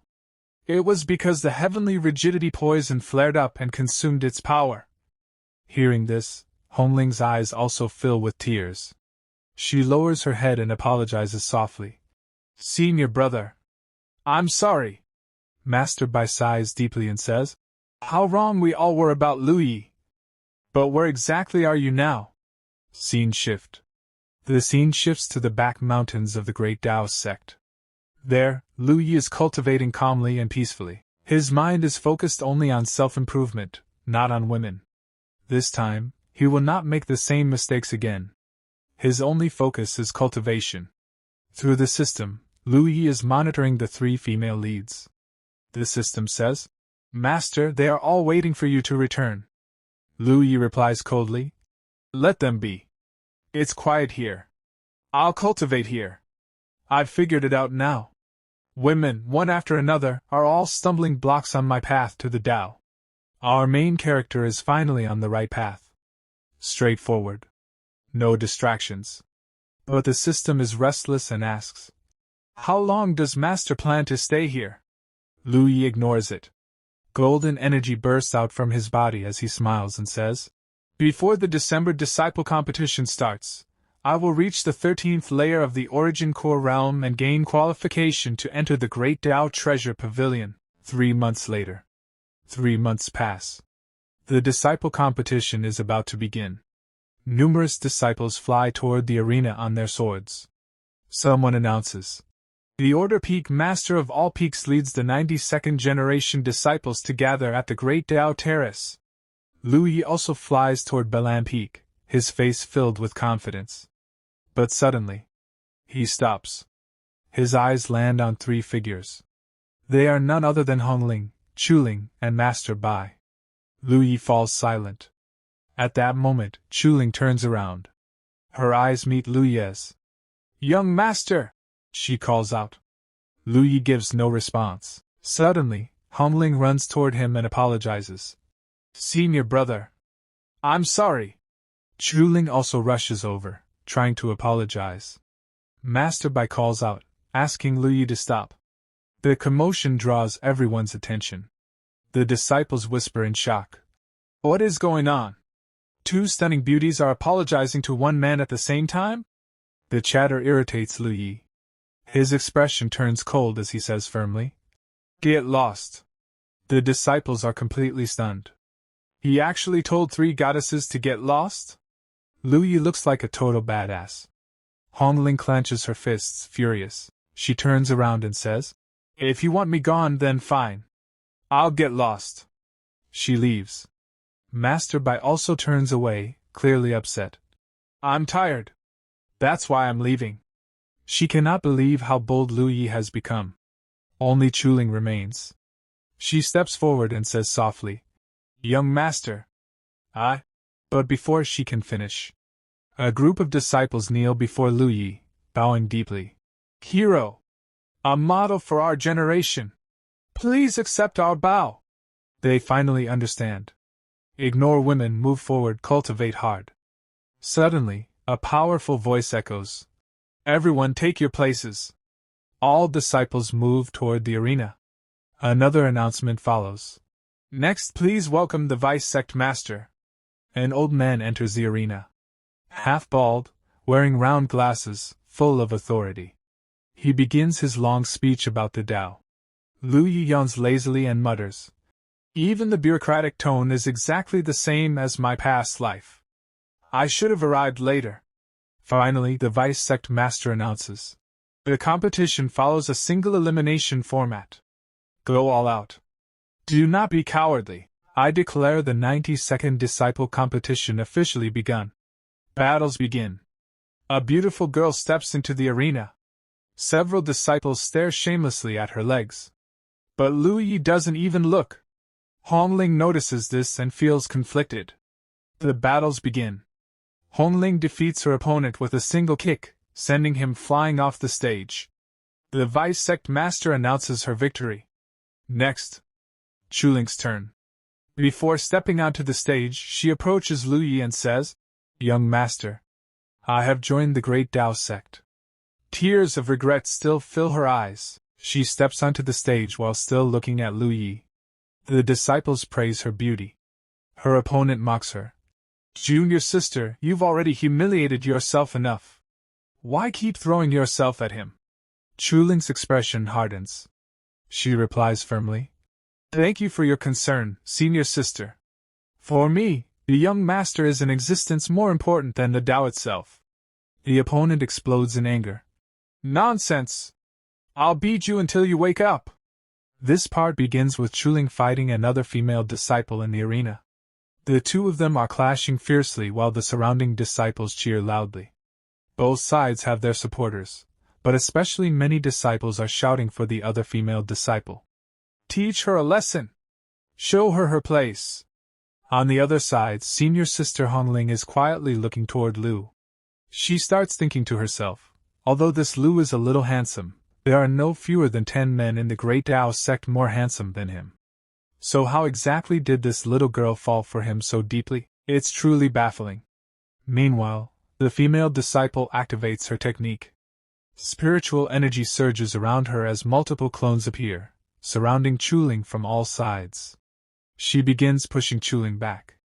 Junior sister, if you don't wake up soon, don't blame me if I accidentally hurt you as your senior sister. But suddenly, Chu Ling's eyes sharpen. In the next instant, she unleashes her own technique. With one swift motion, she destroys several of the clones in a flash.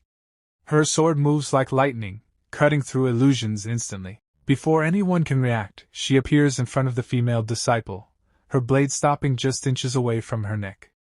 The entire arena falls silent. Fear clearly appears on the female disciple's face. Chu Ling calmly says, Thank you for your concern, senior sister. Then she slowly withdraws her sword and politely adds, I accept your concession. And just like that, Chu Ling of Blazing Peak wins. A bright glow appears on her face as she turns toward Lu with a smile. Young master, I won! But Lu gives no response. All the disciples turn to look at him. He still hasn't melted. He knows exactly what he needs to do. He doesn't plan to get distracted by girls. Without even looking back, he walks toward the stage because the next match is his. Everyone is shocked by his attitude. The disciples start whispering among themselves. He doesn't know how to cherish jade and pity fragrance at all. Soon, the next match is announced, Lu versus Gu Qing. A large number of disciples cheer for Gu Qing, wishing him good luck. They want him to defeat Lu. They hope he will crush Lu's ruthless attitude and teach him a proper lesson, so Junior Sister can finally see what kind of trash he really is. Lu looks seriously at Gu Qing and thinks, I don't seem to have any impression of this name. Without wasting time, Gu Qing charges forward and loudly declares, Today, I'll teach you a lesson on behalf of everyone. But Lu's expression turns cold. He watches the attack coming toward him. He clenches his fist. Spiritual energy gathers instantly, forming a spiritual fist. Boom! With one punch, he shatters Gu Qing's sword. The impact sends Gu Qing flying off the stage. Silence. Then Lu calmly says, I accept your concession. The old master watching from above slightly smiles. This generation has produced some excellent seedlings. Another elder nods. Indeed. Those from Blazing Peak are especially outstanding. The old man continues. Sect leader Hong Ling and Chuling. I didn't expect Junior Sister Bai to be not only skilled in cultivation herself, but also so formidable in teaching disciples. They are excellent, certainly. But their emotions are also too abundant. If those two girls run into love, they may not necessarily have the mind to compete. Then his gaze shifts toward senior brother. If this continues, I'm afraid my great Tao sect will turn into the Jealous Union sect. After that, many battles take place. In every round, the same three characters continue to win. Chuling advances easily. Hong Ling also advances. Next match, Lu of Blazing Peak versus Li Jimin of One Dao Peak. Li Jimin activates his technique and creates a turtle spirit shield around himself. The defensive power is extremely strong. He reinforces it further, making it even thicker. But Lu charges forward immediately. Without hesitation, he throws a punch at the shield. Crack! With terrifying force, he shatters the defense completely. Li Jimin is stunned as his powerful shield breaks apart like glass. He falls heavily to the ground, unable to believe that his defense was destroyed so easily. After defeating him, Lu calmly says, Thank you. Now Lu slowly steps higher through the rounds. His next opponent is Hong Ling. Hong Ling stares at him carefully. She already knows she isn't his match. I know I can't beat you, she says. But let's agree on one thing first, no hitting the face. Maybe she's planning some trick. She already understands she can't win normally. Lu smiles slightly. You actually reminded me. In the next second. Bam! His spiritual fist lands directly on Hong Ling's face. She is completely shocked. His speed is far beyond her expectations. The match is practically over instantly. You said no hitting the face, she shouts angrily. Now Hong Ling activates her technique. Golden energy erupts from her body. Then please enlighten me, senior brother. She uses her fearless divine fist. Lu casually raises his fist. No strain. No forceful movement, just a simple extension of his arm. Red spiritual energy flows from his hand. When her divine fist collides with his, her attack shatters instantly. With a slight push, Lu sends her flying backward. She crashes onto the stage. Defeated. He walks past her, then suddenly stops. Someone comments loudly. Good heavens! Does this Lu not like women, bro? Another disciple mutters. He's not backward, he's straightforward. He only looks forward now. Hong Ling, like an annoyed kitten, refuses to give up. Senior brother, I'm not done with you. She still doesn't accept defeat. No one knows what she's still clinging to. But Lu doesn't want any relationships anymore. Yet these people keep chasing after him. 2 disciples who are actually his fans whisper. If that's really the case, Lu is quite pitiful. Did we misunderstand him? The other nods. Boys being alone outside must protect themselves well. Then the 5th round begins. This time, Lu faces Lingu Shuang. They stand opposite each other on the stage. Lingu says calmly, I've already made up for my defects. But it seems I'm still not your match. Lu replies, knowing shame and then being brave, making constant progress. That is the way of cultivation. Lingu narrows his eyes.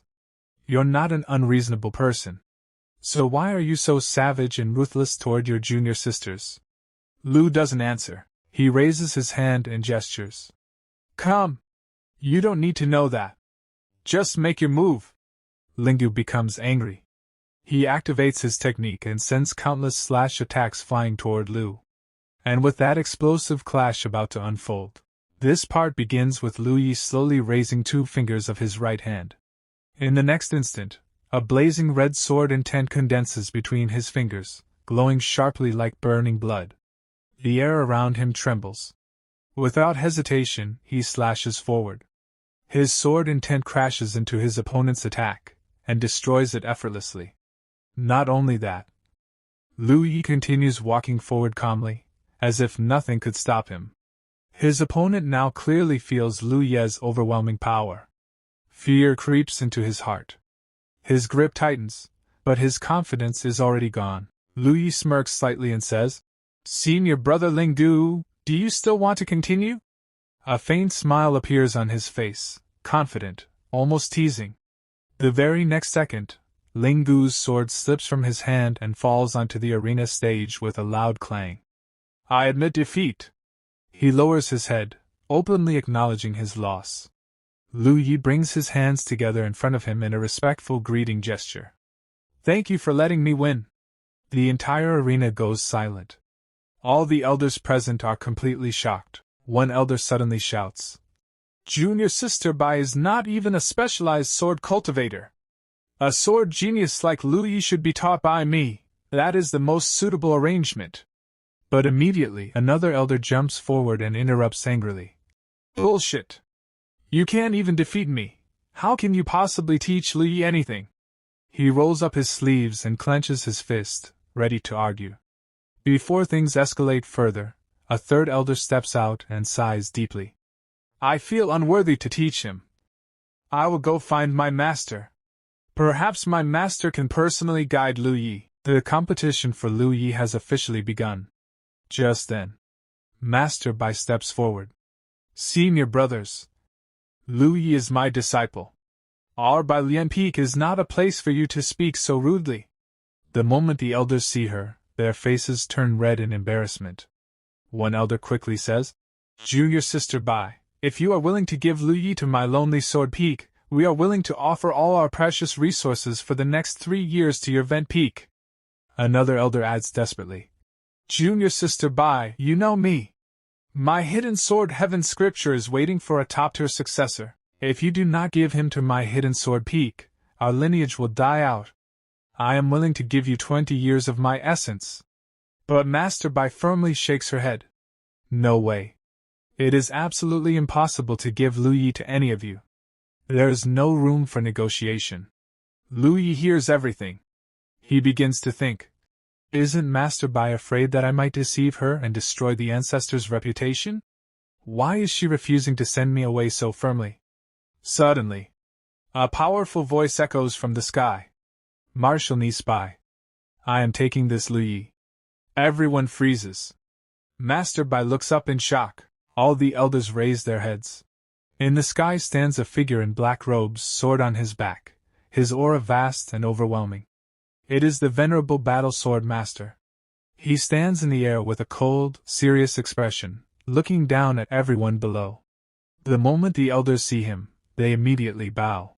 Greetings, Martial Uncle Battle Sword! All the disciples fall to their knees as well, including Lu Yi. Lu Yi thinks inwardly. So even a supreme elder of the Tao interrogation realm has come to snatch disciples.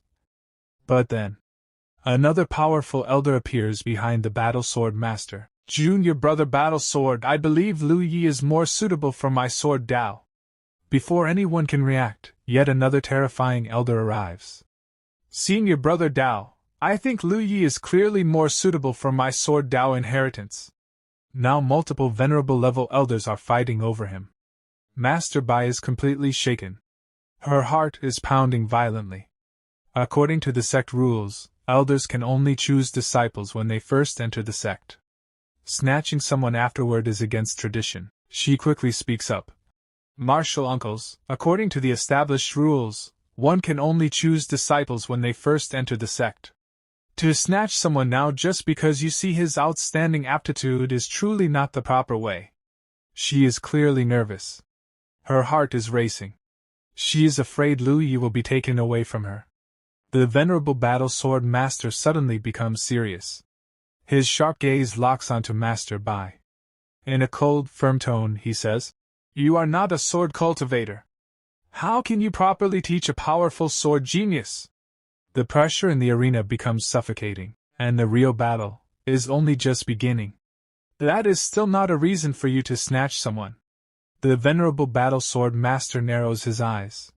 Since you are so stubborn, then I shall ask your disciple directly. His gaze shifts downward toward Lu Yi.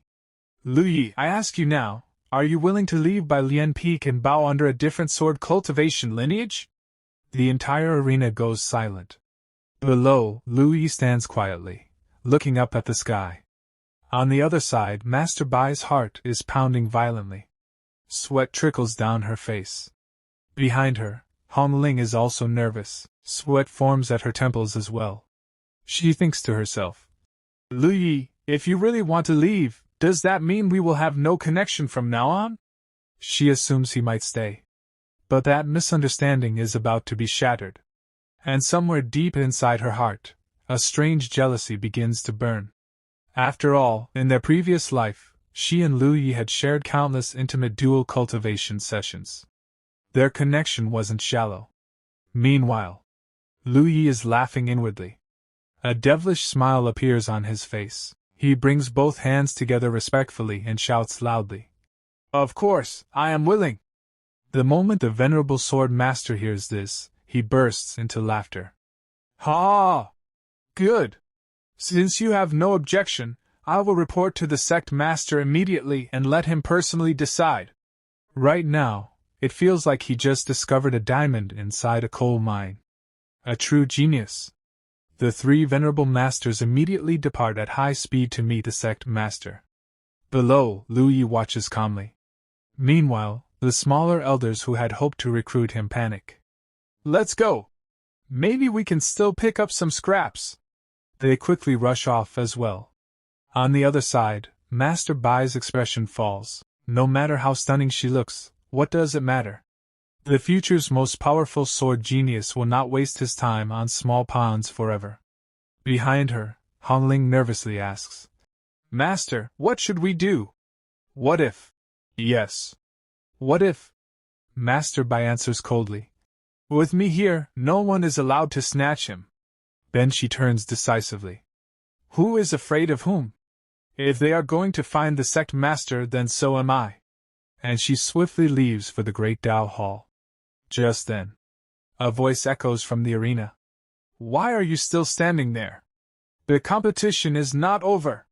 Continue." With that announcement, a new girl steps onto the stage. She is extremely beautiful, but unfamiliar. The announcer declares, "Semifinals, second match, Chu Ling versus senior sister Rong Huorong." The disciples whisper excitedly, "It's a duel between two beauties. The palm and the back of the hand, both are precious." Honestly, they're not wrong. It's hard to imagine how breathtaking it will look when they fight. Chu Ling steps onto the stage and politely greets. "Senior sister, please make the first move." Scene shifts. The Great Dao Hall. A massive palace, the core of the sect. Even from outside, voices can be heard. "Sect master, you must make a decision for me. Otherwise, my lonely sword lineage will truly die out." Another elder says urgently, "Sect master, I cannot helplessly watch a good sword Dao seedling be buried in by Lian Peak's sands. Inside the hall, a majestic figure sits upon a grand throne. Below him, the venerable elders bow respectfully. Behind them stands Master Bai. The venerable sword master declares, "Sect Master, if necessary, I will kowtow to you." Then, we finally see the great Dao sect master, Lu Chunfeng. He raises his hand and says coldly, "Enough. All of you, shut your mouths." Instant silence. "Yes, sect master." He turns his sharp gaze toward Master Bai. "Junior sister Bai." For a moment, he looks serious. But in the very next second, his expression completely changes. He softens instantly, like a cat trying to act cute. "I haven't seen you in a year. You're becoming more and more beautiful." Wow. So even the sect master isn't immune when it comes to a beautiful woman. The venerable elders are stunned. Their faces collapse in disbelief. Meanwhile, Master Bai smiles gently. A faint blush appears beneath her eyes. This part begins, and Master Bai greets the sect master. And after seeing Master Bai, the perverted sect master says, "I told you, you can call me senior brother. There is no need to call me sect master." But Master Bai says, "Sect rules cannot be mistaken. Etiquette cannot be abolished." Then from the other side the perverted sect master says, all right. Calling me sect master is fine too then. Junior sister Bai, what do you think of this matter?" Then Master Bai says from the front, "I absolutely will not allow Lu Yi to leave Baiyan Peak. This does not conform to the sect rules, nor does it conform to etiquette." After hearing her words, a martial uncle says, "Bai Yunlan, you are a spell cultivator. Do not lead disciples astray." Then Master Bai smiles and says, "Spells I can teach. Sword I can also teach. If the three martial uncles do not believe me, then the sect master can allow me to fight a short battle against the three martial uncles. If I win, Lu Yi will be a person of Baiyan Peak." After hearing her words, a martial uncle looks at her and says, Good. This martial uncle won't bully you either. I will seal my own cultivation and fight you with sword at the same void refining realm. If you lose, then let Lu Yi choose for himself." And Master Bai also becomes ready. Then she quickly starts walking toward the arena and says, "I will absolutely not lose. If you want Lu Yi, come fight me in the sky." Behind her, the martial uncle also starts going and says, "Fine." For the sake of a successor, this old man is not afraid of bearing the infamy of bullying the small. And on the other side, the perverted sect master tells Master Bai to stop, but she has already left, so he says to the martial uncle, "Martial Uncle Lonely Sword, you must absolutely not hurt junior sister Bai." Then in the sky, Master Bai summons a spiritual sword, which appears above her. And she also pulls out her own sword. At that moment, Chu Ling notices that spiritual sword and starts looking toward the sky. Then she says, "The Divine Sword Master has made her move." And as soon as the martial uncle sees Master Bai's power, he becomes completely shocked and says, "Junior sister Bai, how is it possible?" Then she says, "Martial uncle, be careful." Then she lowers her finger, and because of that her divine sword also starts descending downward. To block that attack, the martial uncle also sends his sword forward to block it and says, "Then this martial uncle won't hold back." And both of their swords clash with each other. The martial uncle is using his lonely sword strike to block the attack. But the next moment his spiritual sword starts breaking, and it shatters into pieces. The martial uncle loses. Blood comes out of his mouth, and he also becomes injured. Then Master Bai looks with a serious gaze and says, "Martial uncle, you have lost." Then she announces and gestures with her hand, "Please, next martial uncle, enlighten me." Then the second martial uncle comes in front of her and says, "Forget it. The sword Dao you just displayed proves you have the ability to teach Lu Yi. Since that's the case, it's not good for us to still snatch someone else's treasure." He accepts defeat. And the third martial uncle also says, "Not bad. I mean the same." After hearing their words, Master Bai brings both her hands together in greeting and says, "Thank you to the martial uncles." Then she comes down.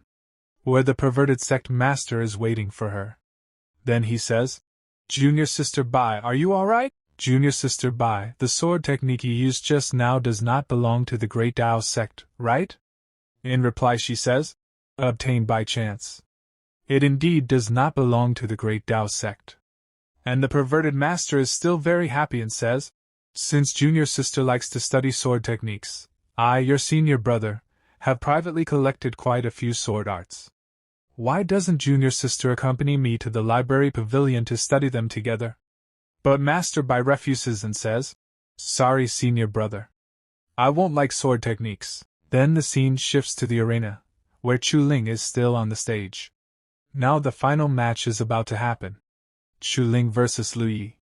Standing in the arena, Chu Ling is thinking, "Young master, I have finally waited for you." At that moment Lu Yi starts entering the arena. Seeing him, Chu Ling's eyes shine and she becomes happy and says, "Young master!" And step by step Lu Yi is walking into the arena. Seeing him, a silence spreads everywhere. Chu Ling is still standing in the arena. But suddenly she feels something. That is killing intent. Killing intent is coming out from Lu Yi's eyes, and she starts thinking, "Young master, do you really want to kill me?" And the crowd is cheering loudly. They are shouting, "Beat him!" Everyone hates Lu Yi. They are saying, "Destroy this comeback. I have found Lu Yi an eyesore for a long time." Then Chu Ling suddenly drops to her knees and says, "Young master, do it." She becomes ready to die. But Lu Yi is looking at her with hateful eyes. He stays silent. And when the disciples see that Chu Ling has already knelt down, everyone becomes shocked. They say, "Why is it like this? How much money did she take from Lu Yi?" Another one says, "Is this woman crazy? She is simply 1,000 times more of a simp than I am." Then finally Lu Yi says, "You and I currently have no affection. I won't kill you. Stay away from me, all right?" The man knows what he has to do. Stay away from women. But Chu Ling's eyes are full of tears of regret. She is crying and saying, "No. Young master, you can kill me, but I will absolutely not leave young master." But at that moment Lu Yi suddenly slaps her hard on the face. And staring at her he says, "Bastard psycho." This part begins with the announcement that the winner of the match is Lu Yi. With that announcement, it becomes official that Lu Yi has won the match. After that, the vice sect master gives Lu Yi a token and says, "Take this token and go to the Great Tao Treasure Pavilion. With it you can enter and collect your reward." Lu Yi politely accepts the token and respectfully says, "Thank you." But at that moment, Lu Yi suddenly feels a chilling sensation in the air. He immediately looks ahead, trying to figure out where this cold aura is coming from.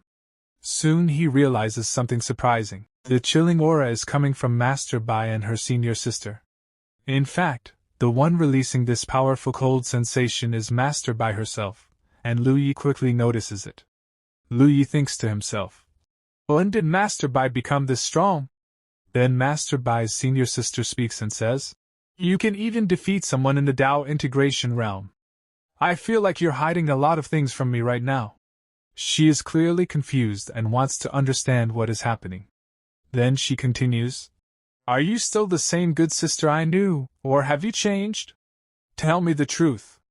Confess." Hearing this, Master Bai hesitates and cannot explain anything. But her senior sister notices something strange. Master Bai's face is blushing, and her cheeks are slightly red. Seeing this, her senior sister says, "I noticed something. You seem even more seductive than before. Good heavens, what exactly is going on? What are you hiding behind my back?" Master Bai quickly hides her expression and covers her blushing face. She replies, "Good heavens, it's nothing like that." She does not tell the truth. But deep inside she already knows something important. The chaos-ine poison inside her body has appeared earlier than expected. She has also noticed this change. That is probably why her seductive aura has become stronger. Then, as her senior sister gently places a hand on Master Bai's shoulder, she suddenly feels something strange. Her senior sister asks, "What exactly is wrong with you? But the moment she touches Master Bai, she feels a very unusual sensation. The feeling is so strange that a small scream escapes from her mouth. She quickly says, "It's fine. I'm okay." But right after that, Master Bai suddenly disappears. Before leaving, she says she has something urgent to deal with, so she must leave first. As soon as she vanishes, her senior sister stands there completely confused and shocked. Meanwhile, on the other side, Lu Yi watches everything with a faint smile. Inside his mind, he thinks, "My dear master, this is the Chaos-Yin poison. I hope you can rely on your own strength to suppress it while I eventually turn this poison into nothing." Lu Yi shows a strange confidence. After that, the scene shifts to the Great Tao Treasure Pavilion. Step by step, Lu Yi climbs the stairs and approaches the pavilion. When he reaches the entrance, he shows the reward token to the gatekeeper. The elder at the pavilion looks at him and asks, "You are this time's champion?" Then he continues, "Your name is Lu Yi, correct? If that's the case, please come in." Lu Yi enters the pavilion. Inside, another elder explains, "The higher you go in this pavilion, the better treasures you will find. However, you can only choose 3 treasures, and they must be from the 7th floor or below." After hearing this, Lu Yi smiles strangely. Then he calmly says, "A wood spirit root, a god burial ridge key, and a 9 dragons treasure furnace. I've already made my choice." He clearly came prepared. When the elder hears this, he becomes extremely surprised. The wood spirit root and the god burial ridge key are indeed good items, but this 9 dragons treasure furnace? Lu Yi simply winks and says, "I have my own wonderful uses for it." After some time, Lu Yi walks out of the Great Tao Treasure Pavilion. Outside, many disciples are gathered under the open sky. Lu Yi sits on top of a small rock and suddenly starts shouting loudly, "9 dragons treasure furnace! Fresh 9 dragons treasure furnace!" He is clearly trying to sell it. Then he continues, "Exchange it for 1 profounding soul fruit. Don't miss this chance." The 9 dragons treasure furnace can refine all kinds of pills and extract top-grade herbs. Then Lu Yi approaches a disciple and says, "Senior brother, please wait. Not 998, not 668. Just 1 profounding soul fruit, and you can take this 9 dragons treasure furnace home." But the disciple rejects him, waves his hand, and walks away. "Move aside." Lu Yi looks at the furnace and mutters, "Oh no, don't tell me I won't be able to sell it." But suddenly an idea appears in his mind. "I got it." Then Lu Yi raises the furnace and shouts loudly, "The 9 dragons treasure furnace can produce all kinds of pills. It can strengthen the body and improve health." As soon as he shouts this, the nearby disciples all turn toward him. Lu Yi's eyes begin to shine. "Yes, this is the opportunity." He clears his throat. Ahem. Boost virality. At that moment, another disciple becomes interested and asks, "Then how can I exchange for it?" Lu Yi immediately replies, "1 profounding soul fruit." And just like that, the deal is made. Lu Yi smiles and says, "You have excellent taste." After some time, the scene shifts to the main gate of the Great Tao sect. Here we see Chu Ling, who has prepared food for Lu Yi. She is carrying the dish for him. Honestly, even though she betrayed him before, she still looks incredibly beautiful. At that moment, Lu Yi walks up the stairs, and Chu Ling notices him. "Young master, you're here," but Lu Yi ignores her completely. Chu Ling says, "Young master, I made your favorite mung bean cakes for you." Yet Lu Yi walks past her without even looking. Chu Ling can only stand there watching him leave. "Young master." But before she can continue, Lu Yi summons his sword, steps onto it, and prepares to fly away. Leaving her behind, he quickly departs. Lu Yi thinks, "With 3 treasures in hand, I can finally leave the mountain and get some things done." But Chu Ling refuses to give up and shouts, "Young master!" Lu Yi hears her voice and turns back. He sees that Chu Ling is chasing him while riding a sword. "Young master, wait for me!" Lu Yi becomes irritated. "Are you sick in the head?" Then suddenly, he disappears, leaving her far behind. The scene then shifts to Bai Yiling's courtyard. Master Bai is sitting there, trying to suppress the poison inside her body. Outside the door, her senior sister is pacing nervously. She mutters, "This Bai Yiling, just how many things is she hiding from me? Why did such a strong chill suddenly appear out of nowhere?" At that moment, Hong Ling arrives. She says, "Martial Ant Master is suffering from an outbreak of the Tai-yin poison. But it shouldn't have appeared this early." Hearing this, the senior sister becomes shocked. "Hong Ling, what is this Tai-yin poison? Why didn't I know about it?" Hong Ling explains, "The Tai-yin poison comes from Master's special constitution. It causes Tai-yin energy to continuously gather and condense into liquid form, producing extreme freezing pain. But the strange thing is, it should only appear after reaching the Tao integration realm. However, Master hasn't reached that realm yet." Meanwhile, inside the courtyard, Master Bai is still trying to suppress the poison. She thinks, "Why is it that even though I use the Divine Saint Transformation scripture, I still cannot completely dispel the chaos-yin poison like I did in my previous life?" Then she remembers Lu Yi.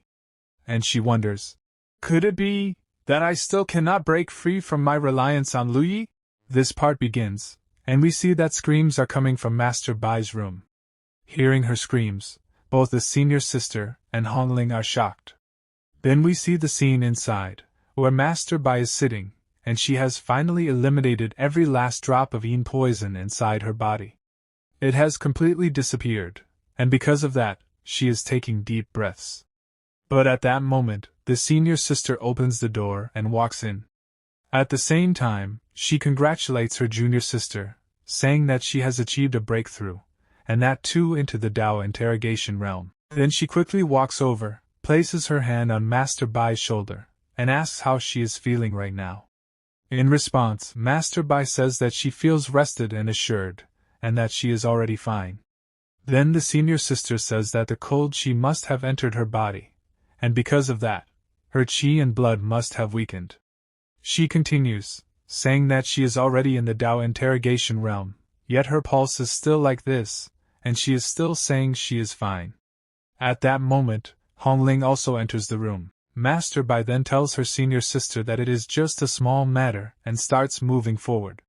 Then she asks Hong Ling about Lu Yi, asking where he is right now. In response, Hong Ling says that after getting first place, senior brother disappeared. He should have left the sect to go out and gain experience. Hearing this, Master Bai immediately understands where Lu Yi might have gone. She says that he is probably in the God Burial Ridge. Hong Ling replies that it should be so. Then Master Bai says that they should go and check once. Hong Ling responds by saying, "How about you go, Master?" Meanwhile, the senior sister, who is standing on the side, is extremely confused. She starts thinking, wait, how do they know where Lu Yi went to train, and also what is this God Burial Ridge? Why do I know nothing about it? Someone please explain everything to her, she has been confused for a long time. But neither of them is in the mood to answer her. They quickly leave to find Lu Yi. Now the senior sister also starts following behind them. She says, "Damn you, Bai Qian! I treated you as my best friend, yet you treat me like this. What exactly are you hiding from me?" Master Bai turns back, smiles, and says, "We were wondering whether you would follow us." Hearing this, the senior sister puffs up her cheeks and says, "Bullshit! With my personality as your senior sister, how could I not follow?" Then she says to Hong Ling, "You, Hong Ling, you look absent-minded. You must be hiding something from me, right?" But Hong Ling clearly denies it, although she hesitates a little, and says that she was just wondering how much longer it will take for them to arrive. While walking forward, she starts thinking, "Senior brother, I know I was wrong. You definitely must not be in danger." After some time, they arrive near a cave. At the entrance of the cave, someone is kneeling. It is Chu Ling. She is still waiting for her young master to come out and forgive her. Just then, a voice comes from behind, asking where her senior brother is. As soon as Chu Ling sees them, she greets them first and says that he is still inside. When the senior sister hears Chu Ling addressing them as senior sisters, she is once again shocked and starts thinking, there must be some earth-shattering gossip behind this woman. She only wants gossip. When will she finally learn the truth and spread it throughout the sect? Someone please tell her the truth. Anyway, Chu Ling says that to reply to Sister Yi, young master has already entered the God Burial Ridge, and she is here acting as his Dharma protector. Hong Ling says that she is a bit worried, and that they should go inside the God Burial Ridge and take a look. In response, Chu Ling asks what she is worried about. Then Hong Ling leans close to her ear and says, "What you have done, I have done as well." Hearing this, Chu Ling is completely shocked and unable to react. Then she says, "You also poisoned him? What poison did you use?" Hong Ling replies, "It's primordial morning mist." As soon as she hears this, Chu Ling immediately rushes into the cave and says to hurry and check on young master. Now the senior sister also starts following them, thinking, God Burial Ridge, Een Poison, Primordial Morning Mist, why can't my vocabulary keep up? As she runs inside the cave, her foot suddenly hits something. When she looks down, she sees a huge insect-like creature, but it is dead. Seeing it, she is shocked and asks what it is. From inside, Chu Ling says not to be afraid, these are all corpse beetles killed by young master, and there is no danger. We then see that Lu Yi has killed a large number of beetles. Seeing all this, the senior sister starts thinking, these corpse beetles are all at the sentient intent realm, while Lu Yi is only at the origin core realm. Doesn't anyone find this strange? As Chu Ling moves further inside, she sees that the formation inside has already been broken by young master, and everyone can enter safely. Then we are shown the inside scene, where there are huge statues, and beneath them, Lu Yi is sitting and cultivating. As soon as Chu Ling sees him, she shouts, "Young master!" At the same time, Hong Ling starts thinking, fortunately, the primordial morning mist has not erupted yet. But then we see Lu Yi clenching his fist tightly, veins appearing on his arm. The poison mist starts entering his body, causing him pain. Sweat begins to drip from his face. Hong Ling suddenly shouts, "Not good! The primordial morning mist followed us here!" Immediately, Chu Ling jumps forward to save Lu Yi, extremely anxious. But at that moment, Lu Yi opens his eyes, and strange veins appear across his face. Hong Ling says, "Senior brother, this is primordial morning mist. You won't be able to withstand it. Let master help you, let her use Taiyin power to temporarily freeze you." At that moment, blood starts coming out of Lu Yi's mouth, and he begins screaming. Chu Ling immediately draws her sword and says that young master told them to leave, and she is his Dharma protector. Tears appear in her eyes as she orders everyone to back out. Hearing this, Hong Ling turns back, and Master Bai also turns away. Hong Ling says, "Fine, leave then, it's not like I care." Master Bai says, "Let's go. He doesn't need help anyway." As they walk outside, suddenly a massive explosion occurs inside the cave. Intense flames burst out, and seeing this, both of them are completely shocked. Master Bai shouts, "Lu Yi!" She starts thinking, this underground palace space was... The scene begins with Hong Ling breaking down in tears as she cries out, "Master! I killed Lu Yi! I killed him once again, he clearly had 9 lives, why? Master Bai slowly turns around and looks at her. Then she raises her finger forward, and a strange blue aura gathers around it. She calmly says, "Hong Ling, it's okay, get some rest." As she speaks, she uses her power, and Hong Ling instantly falls asleep, her body finally calming down. Holding Hong Ling in her arms, Master Bai sits there quietly, her expression turning heavy as she thinks to herself, "Lu Yi, exactly how much pain are you enduring?" At that moment, senior sister arrives behind her and softly asks, "How about we go in and take a look?" Master Bai closes her eyes and replies, "Let's wait a little longer." 2 hours later, a strong purple aura is still surging out of the cave. Master Bai slowly walks toward it and mutters, "Setting infinite. Lu Yi has broken through. I'll go take a look." With that, she steps inside the cave. The moment she enters, broken stones are scattered everywhere, and a dense aura fills the surroundings. After walking a bit further, she finally sees Lu Yi. He is sitting on the ground in a half-conscious state, his body releasing an intense purple energy that pulses continuously. Seeing his condition, Master Bai asks, "Lu Yi, how are you?" Lu Yi slowly opens one eye. His face is drenched in sweat, and he takes a deep breath before replying, "I'm fine. Master, may I ask, what poison did you inflict on me?" Master Bai goes silent for a moment, then says, "The poison I inflicted on you is called the Tai-in marrow bug. It can..." But before she can finish, Lu Yi raises his hand and stops her. "Every time I break through, a new poison emerges. Master, what number are you, among those who poison me?" Master Bai hesitates and says, I am not too sure either." Lu Yi then stands up and says calmly, "Then there's no need to continue. I'm going back." He walks past her and adds, "Master must have already broken through to the Tao integration realm. Then the chaos poison should have stabilized your condition by now, right?" He lets out a faint laugh as he walks away. Then he turns back once more and says, "That kind of pain, you should now understand." After saying that, he leaves. Master Bai just stands there, watching him walk out of the cave, her face filled with tension and uneasiness. The scene shifts. Hong Ling suddenly wakes up and screams, "Senior brother!" She sits up in panic and immediately asks, "How is senior brother? How is he?"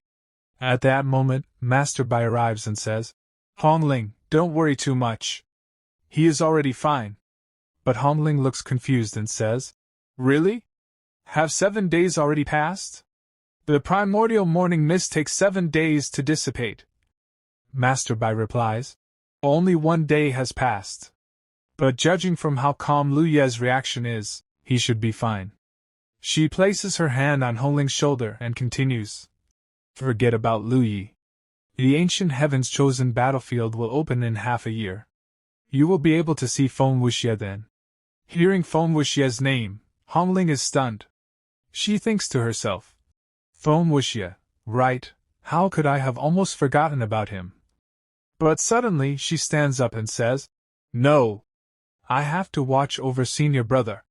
And she rushes out immediately. Behind her, Master Bai lets out a deep sigh and murmurs, "It seems, in this life, she has completely fallen in love with Lu Yi." A while later, Hong Ling arrives outside Lu Ye's room. Chu Ling is already sitting there, and seeing Hong Ling, she looks surprised and says, "Sister Hong Ling?" Hong Ling walks forward and says, "I will keep watch over senior brother with you." She moves to the window, places her hand on it, and softly says, "Senior brother, I was wrong, you must be safe." Inside the room, Lu Yi is sitting on his bed in a cultivation posture. He slowly opens his eyes and says, "I finally made it through." In his hand, there is a strange small soul, an exact miniature version of himself. Golden spiritual energy radiates from that soul. Lu Yi smiles and says, "I did not expect the primordial morning mist to be so effective. It can even refine the nascent soul." But suddenly, the little soul raises its middle finger at him and puffs up its face in anger. Seeing this, Lu Yi bursts into laughter. He says, "Oh, so this is not just a setting infinite, but a setting infinite, same joint infinite." A sharp light flashes in his eyes as he declares, "In this life, I will leave you all far behind, and watch how you disappear when the time comes." The scene shifts again. A massive bell at the top of a tower rings loudly. An announcement echoes, "Ninth generation disciples, heed my command! Everyone gather in front of the Great Tao Pavilion." Lu Yi, who is sitting in his room drinking tea, hears the announcement and says, "What happened?" At that moment, his system suddenly beeps, and a panel appears. The system says, "Master, did you forget? The ancient heaven's chosen battlefield has opened." Lu Yi is slightly surprised, but then says, "The ancient heaven's chosen battlefield. In my past life, when I participated, I was only at the 6th layer of the origin core realm, but in this life, I am already at the 5th layer of the setting infinite realm. I will definitely achieve great things." With that, he immediately sets off toward the battlefield, standing on his flying sword. "Let's go, time to head to the Great Tao Pavilion." Soon, at the Great Tao Pavilion, countless disciples have already gathered. An elder steps forward and announces, abnormalities have appeared in the ancient Heaven's chosen battlefield. It will soon open in the Nine Dragons Valley of the Central Region. This ancient battlefield opens once every 1,000,000 years, and the resources within are extremely abundant. Anyone under 100 years old may enter, making it the most suitable battlefield for all of you. At that moment, Chu Ling comes up behind Lu Yi and says, Young master, you will definitely go, right? However, it is filled with danger, killing intent, and countless threats. The undead spirits of ancient heavens wander within. The chosen of demon spirits, monsters, and ghost races will also enter. Other sects will kill to steal treasures, so please think carefully and act cautiously. She falls silent. At the same time, Hong Ling is also shown watching Lu Yi silently. Then, we get a brief glimpse of Feng Wuxie. Hong Ling thinks to herself, Feng Wuxie, we will fight side by side again. In the previous episode, we saw that a secret realm was about to open. As mentioned earlier, it was supposed to open after some time, but now very little time is left before it actually opens. At this point, it is almost about to open. Everyone here is already prepared to head toward the place where it will appear. Now, the graded setup is ready, and from it, a flagship arrives carrying people toward that location. Our Louis is the first one to go up. Right behind him, the one who is supposed to be with him, well, not a betrayer, but Chu Ling, follows. Chu Ling goes up and says, Master, wait for a moment, we're coming too. Meanwhile, we see a dark place where someone shouts excitedly, Oh my God! Finally, the battlefield has opened. We have been waiting for this for a long time. Then, laughing, he says, Go, my children, set everything on fire. Not a single genius from the Roddy Spark should be left alive. Spread our name everywhere, because we are about to cause massive chaos here. These are all demons. On the other side, we see the monster race. Their greatest leader appears and says, Finally, the battlefield, the secret realm, is about to open. As soon as it opens, I want human essence. The essence comes from inside humans, and he further declares, Whoever brings me the strongest essence and resources, I will promote them. I will make them a monster king and personally guide them, teaching them supreme techniques so they can master the ultimate monster arts. Hearing this, all the monsters become excited and declare they are ready to do anything and will spare no one. Among them, we notice one monster who seems to be female. She thinks to herself, In this life, I must kill the spirit monster emperor. Only after I eliminate him will peace return to the monster race. Now we return to Louis, who has already set off. On the way, everyone is traveling together when one excited guy says, Do you know which dynasties and sects are coming? 3 dynasties and 5 sects are going to arrive, and we are one of them. He continues, Brother Louis, I want to tell you something. Maybe you don't know, but I'll explain which forces are coming. Then he starts listing them, explaining the major powers of the central region where they are heading, including several dynasties and 5 great sections. He eagerly continues naming them just to show off in front of Hong Ling, listing sects like Yang Sect, Supreme So Sect, Mountain Sect, Holy Tower Sect, and others. Hong Ling looks at him strangely, clearly annoyed. She seems to want someone to shut him up. Louis finally interrupts, saying, Enough, how many names are you going to take? We'll see when they arrive. But the guy insists on finishing, saying that having information is important, and that many things are about to happen, so they need to be careful. Meanwhile, Chu Ling approaches Hong Ling and says, We're about to arrive. Come quickly, I want to show you something. Soon, we see a gathering place where everyone must assemble. A flying ship lands, and people begin stepping down. Everyone watches them. One person comments, Wow, the girls from Yang Sect are amazing, so beautiful and attractive that I can't even take my eyes off them. Another adds that even the Joy Union Pavilion has stunning girls, and many powerful figures are arriving. He also mentions that this will bring great business to the city since wealthy people will spend a lot. Then we see 2 members from Yang Sect, the Holy Maiden, Lu Yuan, and the Holy Son, Yang Wufa. People begin speculating that since one has yin and the other has yang, they might be Tao companions. When yin and yang combine, it creates a powerful reaction, increasing their strength through dual cultivation. It is common in their sect, so they might be a couple, or maybe not. It's just speculation. On the other side, people from the Supreme Source sect arrive. Their aura is extremely powerful, and their presence alone creates intense pressure. Their sword intent is so strong that people are shocked. One person jokes nervously about his third sword trembling, then quickly corrects himself, saying he just means their cultivation is incredibly strong. Then our main group arrives, the team from the Great Tao. Their entrance is grand, and people are amazed. 3 beautiful girls step down, with Louis in front of them. The situation is very different from before.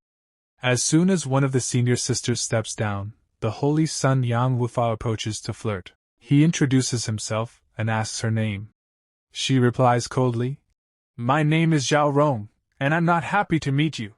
He then asks the names of the other 2, but Hong Ling gets furious and tells him to get lost. He backs off, muttering about their attitude. Louis watches silently, recognizing him from the past and recalling how he once beat him badly. Soon, Louis leaves and flies away to cultivate alone. One of the girls notices and asks where he is going, but he doesn't respond. There is deep resentment within him that won't be resolved easily. He sits down and begins cultivating, even though the secret realm is about to open. People are annoyed, saying, "What kind of guy is this? Even at a time like this, he's cultivating." The girls try to talk to him, but he ignores them, making others even more irritated. Then someone says, "Forget all that. I'll show you real beauty. The prince from the Supreme Emperor dynasty is about to arrive." The third prince, Shangguan Wuqing, arrives along with Princess Shangguan Wanling. They both have extraordinary status. When Louis hears her name, he reacts but says it doesn't matter to him anymore in this life. The princess notices Louis and thinks, "That's Louis. What happened between him and those 2 girls? Why do they look so sad? Didn't we all hate him deeply?" Her companion asks what she is looking at, praising the beauty of the girls nearby. She warns him not to look at Louis and says, "He is not your opponent. Don't provoke him, or you will face serious consequences." But he arrogantly replies that once they enter the ancient battlefield, his first target will be Louis. The princess smirks coldly and thinks, "Maybe I should let Louis deal with him, that would make things easier for me." Her thoughts are dark and calculating, though her companion remains unaware, confidently moving forward and showing off. Finally, after some time, bright lights begin to appear, and everyone gathers together as the moment of the secret realm's opening draws near. We see here that someone announces that the chosen battlefield, the secret realm, has finally opened. As soon as it opens, someone immediately rushes in first, and that person is none other than Louis. He is in a huge hurry and directly enters without wasting a second. Chuling, who is with him, calls out, "Young master, please wait for me."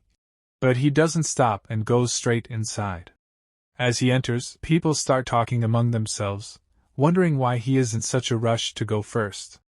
They then realize that the disciple of the Great Tao has successfully entered the secret realm. Now, the holy son from the Yang sect feels extremely jealous. He says, "How dare he enter first? I won't let him go," and immediately follows him inside. Soon, both of them enter the secret realm together. The holy son says angrily, "I was the one who stepped in first, and you've been following me? But it doesn't matter, today I will kill you." Louis replies calmly, "Oh? You'll kill me? Let's see who kills whom. I already hate you anyway." Both of them are ready to fight, as there is deep hostility between them. The holy son launches the first attack, using a powerful technique. It is a strong and impressive attack, but just as it is about to hit Louis, Louis destroys it with a single punch. Then he says, "Is this all the power you have?" The holy son, slightly shocked, replies, "Wow, I didn't expect that. You do have some ability. I thought you would die in one move." Louis responds coldly, "So this is all you've got? I thought you would be stronger, but it looks like this is your limit. Now it's your turn to face my power." With that, Louis uses his palm technique called the Celestial Venerable Fist. This attack is extremely powerful and not something to be taken lightly. As he strikes, the Holy Sun tries to resist, but he is completely overwhelmed. The moment the attack lands, he is blasted backward, his breath is taken away, and he dies instantly. He will never get up again. Louis walks up to his body and says, "You came to challenge me with this level of strength? In my past life, you might have lasted longer, but in this life, you couldn't even withstand a single attack. How disappointing, Holy Sun." He then takes the ring from his finger and says, "I'll take this as compensation." After that, he says to himself, "Now I need to find my sword. Without it, my life feels incomplete." He entered the secret realm specifically to find his strongest sword. Later, when others enter the realm, they see the Holy Sun's corpse and are completely shocked. They wonder who could have done this. The Holy Sun was a powerful title given only to strong individuals, yet he was killed in a single attack. Everyone is frightened and confused, unable to believe what they are seeing. Outside the realm, a crystal suddenly shatters. People immediately realize that someone has been eliminated and start asking whose life stone has broken. It is revealed that the Holy Sun has died, while the Holy Maiden is still alive. She asks an elder what happened, and he confirms the shocking news. She angrily says, "That useless trash! I knew he would bring shame to us." Then she decides to personally investigate what happened and find out who killed him. Meanwhile, people outside start gossiping, saying that the young sect's Holy Sun turned out to be extremely weak, dying so easily. They mock him and tarnish his reputation, calling him useless despite his high status. At this point, the prince from the Supreme Emperor dynasty arrives. After seeing everything, he says, "Looks like this won't be boring. This is going to be interesting." Then he also enters the secret realm. The princess watches him go with a deadly smile and thinks, "Go ahead. You won't be bored at all. A big surprise is waiting for you, one that has been waiting for a long time." Her thoughts are dark and filled with hidden intentions. Inside the secret realm, we see an area filled with stone swords. Louis arrives there and says emotionally, "You don't know how much I've missed you. Every moment without you felt incomplete. Without you, I can't even use any other weapon." He is speaking to his sword. As he moves forward, countless swords attack him, but he destroys them all and continues advancing. He says, "Looks like it's time to fight again." With a powerful strike, he destroys everything in front of him, clearing his path completely. Finally, he reaches the stone sword he has been searching for. He approaches it slowly, filled with excitement, and says, "I've missed you for so many years. I missed you so much, my dear." Then he grabs it and says, "Don't be confused or afraid. Your true master has returned." At that moment, a powerful energy bursts out. Suddenly, a voice responds, "Who are you calling confused? Who said I'm afraid? I'm not afraid of anyone. I cut down anyone who comes before me." This is the sword spirit speaking, Louis realizes. So this is the spirit of my sword. He remembers that the sword spirit has a timid nature and doesn't easily reveal itself, but if it stays with him, it will become much stronger. He confidently declares that he will show it what true strength really means. A massive amount of energy continues to surge as he speaks to the spirit. In the previous episode, we saw how Louis entered the battlefield. Inside the battlefield, a guy suddenly collided with him, but Louis easily finished him off in just a few attacks. After that, he continued moving forward toward the stone sword. As he finally reached the stone sword after overcoming several obstacles, Louis stepped forward and began trying to persuade the sword spirit. While convincing it, he said, "I can give you immense power. I can make you incredibly strong." He kept mentioning big words, words that represented power, invincibility, and dominance. He wanted to make the stone sword extremely powerful and said, "If you follow me, you will gain unimaginable strength. You can even become invincible." Now the sword responded, "What you're saying sounds right, but what guarantee do I have?" Louis confidently replied, "I guarantee you won't regret it." If you come with me, you'll become an incredibly powerful sword. Meanwhile, on the other side, the source spirit was listening to all this. Even though it didn't fully understand those fancy words, they sounded impressive. Words like power, invincible, strong. So it thought, I don't really understand what you're saying, but it sounds awesome. And just like that, the sword agreed to the deal and came into Lu Ye's hand. The moment it entered his hand, Lu Ye released his power and said, Since you've come with me, your name is Stone Sword, but I'll call you Stone as your nickname. Is that okay? The sword instantly disagreed. What kind of trash name is that? I don't like it at all. Give me a better, cooler name. Lu Ye replied. Come on, Stone Sword sounds perfectly fine. I'll just call you Sword, or maybe the nickname I chose, Little Stone. That sounds good, right? The sword got even more annoyed. That's such a terrible name. I hate it. Give me something cooler. But before this argument could continue, a voice suddenly came from behind. Someone was congratulating the young master, and it was none other than Chu Ling. She arrived happily and said, Congratulations, young master. You've regained the stone sword again. But Lu Ye didn't pay attention to her at all. Holding the stone sword, he said, All right, enough talking. I'll just call you Stone Sword. The sword was still angry, but Lu Ye completely ignored it and started walking away. As he was leaving, Chu Ling called out, Where are you going? Can you wait for me? But Lu Ye ignored her as well and kept moving forward. He already knew his next target, where to go and what treasures to obtain. He thought, I've already taken the main treasure of this place, which was my source. Now it's time for the next one, the treasure hidden beneath this lake. Saying that, he jumped straight down. Now we are shown the lake, a massive body of clear water, considered the first level of the battlefield. This water was extremely special. Anyone who entered it would have their aptitude improved. There were also rumors that to keep this water pure, a special hidden pearl existed somewhere deep within the lake. But the lake's bottom was extremely deep, and no one knew exactly where the pearl was. Still, many people were diving down to find it. Among them was Hong Ling. She thought to herself, In my previous life, senior brother Lu Ye brought that pearl for me. So I believe these rumors are true. But this time, I'll obtain it myself. Behind her, many others were also diving. They all wanted the treasure. But the deeper they went, the more painful it became. This wasn't ordinary water. One disciple started struggling and said, I've reached 2,000 meters. I can't go any further. I can't endure this pain anymore. He tried to retreat but couldn't. He called for help. His senior rushed to save him, but even he couldn't withstand the pressure.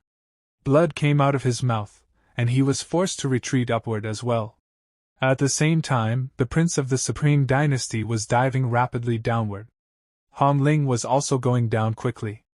The prince created a bubble around his mouth using his power so he could speak underwater. He said, You've been keeping up with me for quite a while. I'm impressed. But I don't even know who you are. At least tell me your name. I am Xing Wuqing, from the Supreme Emperor Dynasty. After hearing this, Hong Ling replied, Yes, I know about you, or rather, I know your younger sister Hong Ling quite well.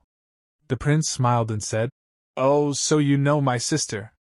Then you must be from the same dynasty. In that case, how about I invite you on a private date? Hong Ling smirked and said, Nice joke.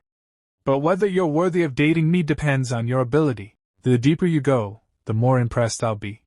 She only said that to brush him off, but the prince took it seriously. That's easy. Piece of cake. He sped up and went deeper. Even Hong Ling was surprised at his speed. He quickly overtook her.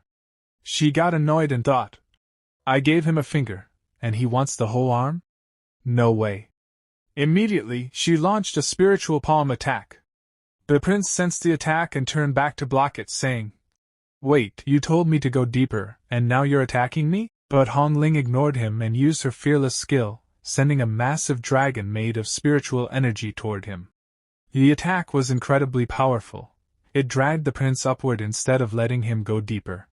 This was all so Hong Ling could continue downward without competition. The prince was furious but helpless. Meanwhile, Hong Ling continued diving, reaching 2,500 meters. She recalled something. In my previous life, Senior Lu Yi said the treasure was around 1,000 to 1,500 meters deep. But now she had gone much deeper, and the pain was unbearable. Even at 3,000 meters, she still hadn't found anything. She started doubting. Did Senior lie to me? Or did he hide the truth about how much suffering he endured to get this treasure for me? She refused to give up and pushed further down, enduring even more pain. Finally, she saw faint lights below. As she reached there, she found it. The pearl. The moment she grabbed it, all the pressure around her disappeared instantly. If she had been even a little late, her bones would have shattered completely. Holding the pearl, she thought, with this, I can recover my body, and greatly improve my aptitude. But then realization hit her hard. Senior, he lied to me. He must have gone through even greater suffering to get this for me, risking his life in such a dangerous place. Thinking about this, she became extremely emotional. Even underwater, tears started flowing from her eyes. He did so much for me. Now she was confused. What should I do now? I've obtained it myself in this life, but the pain he endured in the previous life must have been far greater. Overwhelmed with emotions, she kept crying. In the previous episode, we saw that Hong Ling needed a pearl. When she finally obtained that pearl, she realized that the water pressure there was extremely intense. At that moment, she also came to understand what her senior had gone through in her previous life to obtain this very pearl. All the pain, suffering, and hardship he endured became clear to her. He had gone through immense difficulty just to bring it back. Because of this, Hong Ling became very emotional. She was deeply saddened and started crying. She said, "Senior brother, you were truly so kind to me. I know how good you were to me. The way you treated me, no one else ever could. You treated me even better than anyone else ever did. Even Feng Wuji probably never treated me as well as you did." But then she wondered, is this love? She said that it didn't feel like love to her, because whenever she used to be with Feng Wuji, or whatever his name was, her heart would race uncontrollably, and she would feel a strong warmth throughout her body. However, in this life, she made a firm decision. She said, "Senior, I will stay by your side in this life. I will always remain with you. This is my promise. No matter what happens, even if it costs me my life, I will never let you fall into danger. I am ready to do anything for you." After saying this, she consumed the pearl. The moment she swallowed it, her body began to undergo significant changes. Very soon, when she emerged, it was clear that she had already broken through to the next level, the next realm, and had become much stronger than before. As she came out, we saw a prince who had been fighting earlier. He approached her and said that he had been waiting for her for a long time. He even mocked her, saying, "You were jumping around quite a lot underwater, but now that you're out, you won't be able to do that anymore. Come, let's fight again and see who's stronger."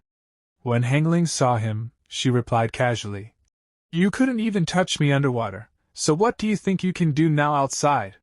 Just leave quickly." But the prince didn't care. He stepped forward to attack and said, "I don't care about any of that. You will have to do as I say." However, Hong Ling simply threw a single punch, just one punch, and the pressure from it was so overwhelming that the prince struggled to withstand it. He was barely able to handle the energy, and was pushed back. Hong Ling calmly said, "That's all it took. If you still want to continue, I don't mind, but you'll lose your life if I go any further." At this point, the prince was visibly terrified. Sweat poured down his face as he thought.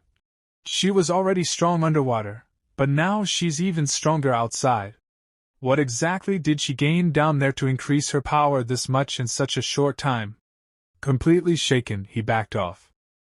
After that, the scene shifted to another location, the 100 Medicine Valley in the first-level battlefield. This valley was filled with numerous portal-like formations. Someone arrived there to inspect it, and that person was none other than Luya. As Luya entered, he said that there were rumors that this place was an ancient garden belonging to a powerful sect. However, he knew the truth, it wasn't just a garden. It contained many hidden treasures and strange items. He had come here specifically to take them. He immediately set his eyes on a sunflower, a golden heaven-grade sunflower. However, the sunflower was protected by a formation, and that formation had to be broken before anyone could obtain it. As Luya approached, he thought, just like in my previous life, I will obtain this again in this life. I'm repeating the same actions, though some things are slightly different. But when he got closer, he realized that someone else had already arrived before him and was attacking the formation. He was surprised and wondered who this talented person was who had already discovered the flower. Looking ahead, he saw a man continuously attacking the formation, trying to break it and take the treasure. Luya immediately rushed forward, thinking that if he didn't intervene, the formation might collapse unpredictably. He stopped the attack and said, "Are you even human or some kind of monster? Or are you a ghost?" The man replied casually, "Just look at me and figure it out. What do you think I am?" The other guy laughed it off and said he was joking, even complimenting Luya's looks. Then Luya said, "All right, tell me your name." The man gave a random name like Li Hueo, but Luya didn't care much and instead said, "Focus carefully and watch how I break this formation. You need to learn from what I do." As Luya began attacking, he skillfully dismantled the formation piece by piece. Watching this, the other man was completely shocked. His mouth was wide open as he thought. He just reversed the entire system of the formation. He can even replace it with his own. He was amazed and kept muttering in disbelief, trying to memorize everything. He even thought of taking notes and later spreading this knowledge. Once Luya successfully broke the formation and obtained the sunflower, he quickly left. Before leaving, he said, "Enjoy yourself here. I've left a little surprise for you." The other man shouted, "Hey! At least tell me your name." But Luya didn't respond. Soon after, a strange purple mist began spreading around. The man realized that the entire formation had changed. Suddenly, he collided with something and looked up, only to see two burly men standing there, calling out to him in a disturbing way. His whole world shook as he realized it was an illusion left behind by Luya. Trembling, he said, "If you were going to create an illusion, at least make it something better." He panicked and ran away. Then the scene shifted again, to a spirit pool, a place rich in dense spiritual energy, perfect for cultivation and rapid growth. As Luya approached the pool, he suddenly sensed danger. A man came running toward him, screaming for help before collapsing. Behind him were numerous monsters, far too many. Luya sighed and said, "Looks like it's time for some action." He drew his sword and charged forward. With a single strike, he cut down one monster instantly. Then he continued fighting, taking down more and more. After eliminating all of them, he returned to the injured disciple. The disciple knelt and thanked him sincerely, saying, "You saved my life. I will never forget this moment. I'm from Qing sect, my name is Ji Liang. If we meet again in the future, I will definitely repay you." Luya simply brushed it off, saying he didn't need any repayment. Lu Yi had already arrived near the bridge, the very bridge where his cultivation was destined to increase. As he approached it, he saved a man who was being chased by a group of monsters. After killing those monsters, he moved forward and even said to himself that now the real battle had truly begun, because these monster races would keep launching attack after attack without stopping, and he would keep striking back again and again until he wiped them out completely. But from the other side, more people began to arrive. As they rushed over, they shouted warnings to him. The entire heavenly spirit pool had already been occupied, and the ones who had taken control of it were none other than the monster race. A huge number of humans had already been slaughtered by them. The monsters had seized the entire bridge. They urged him to leave quickly, or else all the human cultivators would end up dead. They kept telling all this to Lu Yi and insisted that they needed to join the alliance immediately. Only by joining the alliance could they survive, escape the monsters, and eventually fight back. Hearing this, Lu Yi asked in confusion who was leading this alliance. The man replied that it was Hong Ling, Liu Ye's own junior. She had grown incredibly strong. He had seen it before. She had formed an alliance to fight against the monster race, and many cultivators were supporting her and fighting under her command. As Liu Yi listened, he realized that the human race had formed an alliance, and it was being led by his own junior. The others, while running, told him it would be better to ignore everything else and join them quickly. Together, step by step, they could defeat the monsters and demons. But ignoring their words, Liu Yi continued moving forward. His destination was the Heavenly Spirit Pool, and that was exactly where he intended to go. He dismissed them, telling them to take care of themselves while he left. In his mind, he thought this was strange. This hadn't happened in his previous life. In this life, Hong Ling had changed many things. Whatever, he thought. It doesn't matter to me. I just need power. And so he kept moving forward. Seeing this, one of the men shouted like a madman, calling him crazy. He warned that there were countless monsters ahead. They had barely escaped with their lives, and yet Liu Yi was walking straight into death. Liu Yi casually replied, telling them to let him go, as he continued toward the Heavenly Spirit Pool. At the pool, countless monsters were leisurely absorbing its energy. Around them lay the corpses of dead cultivators, and the monsters were eating and drinking, enjoying themselves as if it were a feast. Right in the middle of them, Liu Yi walked in calmly. When Liu Yi saw this, he realized that the monsters had completely taken over the place and were enjoying themselves without a care. The monsters soon noticed him. "Oh, look who's here," they said. "A lone human dares to come here? What can he possibly do alone? Does he think he can kill us all by himself? Maybe he could kill one or two, but against all of us? Impossible. This guy is way too arrogant. We need to crush that arrogance." One of them, a tiger-type monster, stepped forward. The others began cheering him on. He confidently said there was no need to worry. He would kill this human easily. His subordinates laughed, saying they would make the human beg for mercy, force him to kneel, and torture him before finishing him off. The tiger monster agreed, saying he would kill him in the most brutal way. But as he kept talking arrogantly, a single sword strike flashed through the air, powerful enough to kill instantly. It was Liu Ye's strike. With one blow, the monster was cut down. Liu Yi coldly said that if they wanted to fight, they should just fight. Why keep shouting like petty villains? He was already annoyed with those who talked too much before dying. As soon as one monster fell, 100 more rushed forward to attack. Liu Yi stood calmly in place, declaring that he was ready. To him, they were nothing more than ants.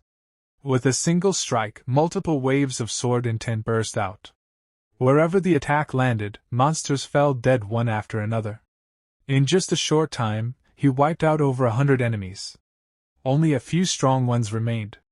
They launched their attacks, and Liu Yi acknowledged that their attacks were indeed powerful, but still not enough to kill him. Calmly, he destroyed them as well with a single strike, shattering their attacks completely. Seeing this terrifying scene, the remaining monsters were filled with fear. They began shouting to run, calling him a monster even greater than themselves. Realizing they couldn't escape, they dropped to their knees and begged for mercy. They even offered to become his mounts, willing to serve him if only he spared their lives. But Liu Yi refused. He said they had killed too many humans, and justice had to be served. He gave them a final chance. He would strike once more, and whether they lived or died would depend on their fate. With a single attack, all of them were wiped out. After that, Liu Yi remained alone at the bridge, calmly absorbing the spiritual energy of the Heavenly Spirit Pool and increasing his strength. Meanwhile, elsewhere, a messenger rushed to report to the sanctified Monster King. He informed him that a powerful human had arrived and had killed over 100 monsters with just a single strike. If they didn't eliminate him, many more of their kind would die. The king, however, reacted differently. Instead of being alarmed, he killed the messenger for speaking in fear, accusing him of betrayal. He reminded everyone that even if the enemy was terrifying, they still had a mission to complete first.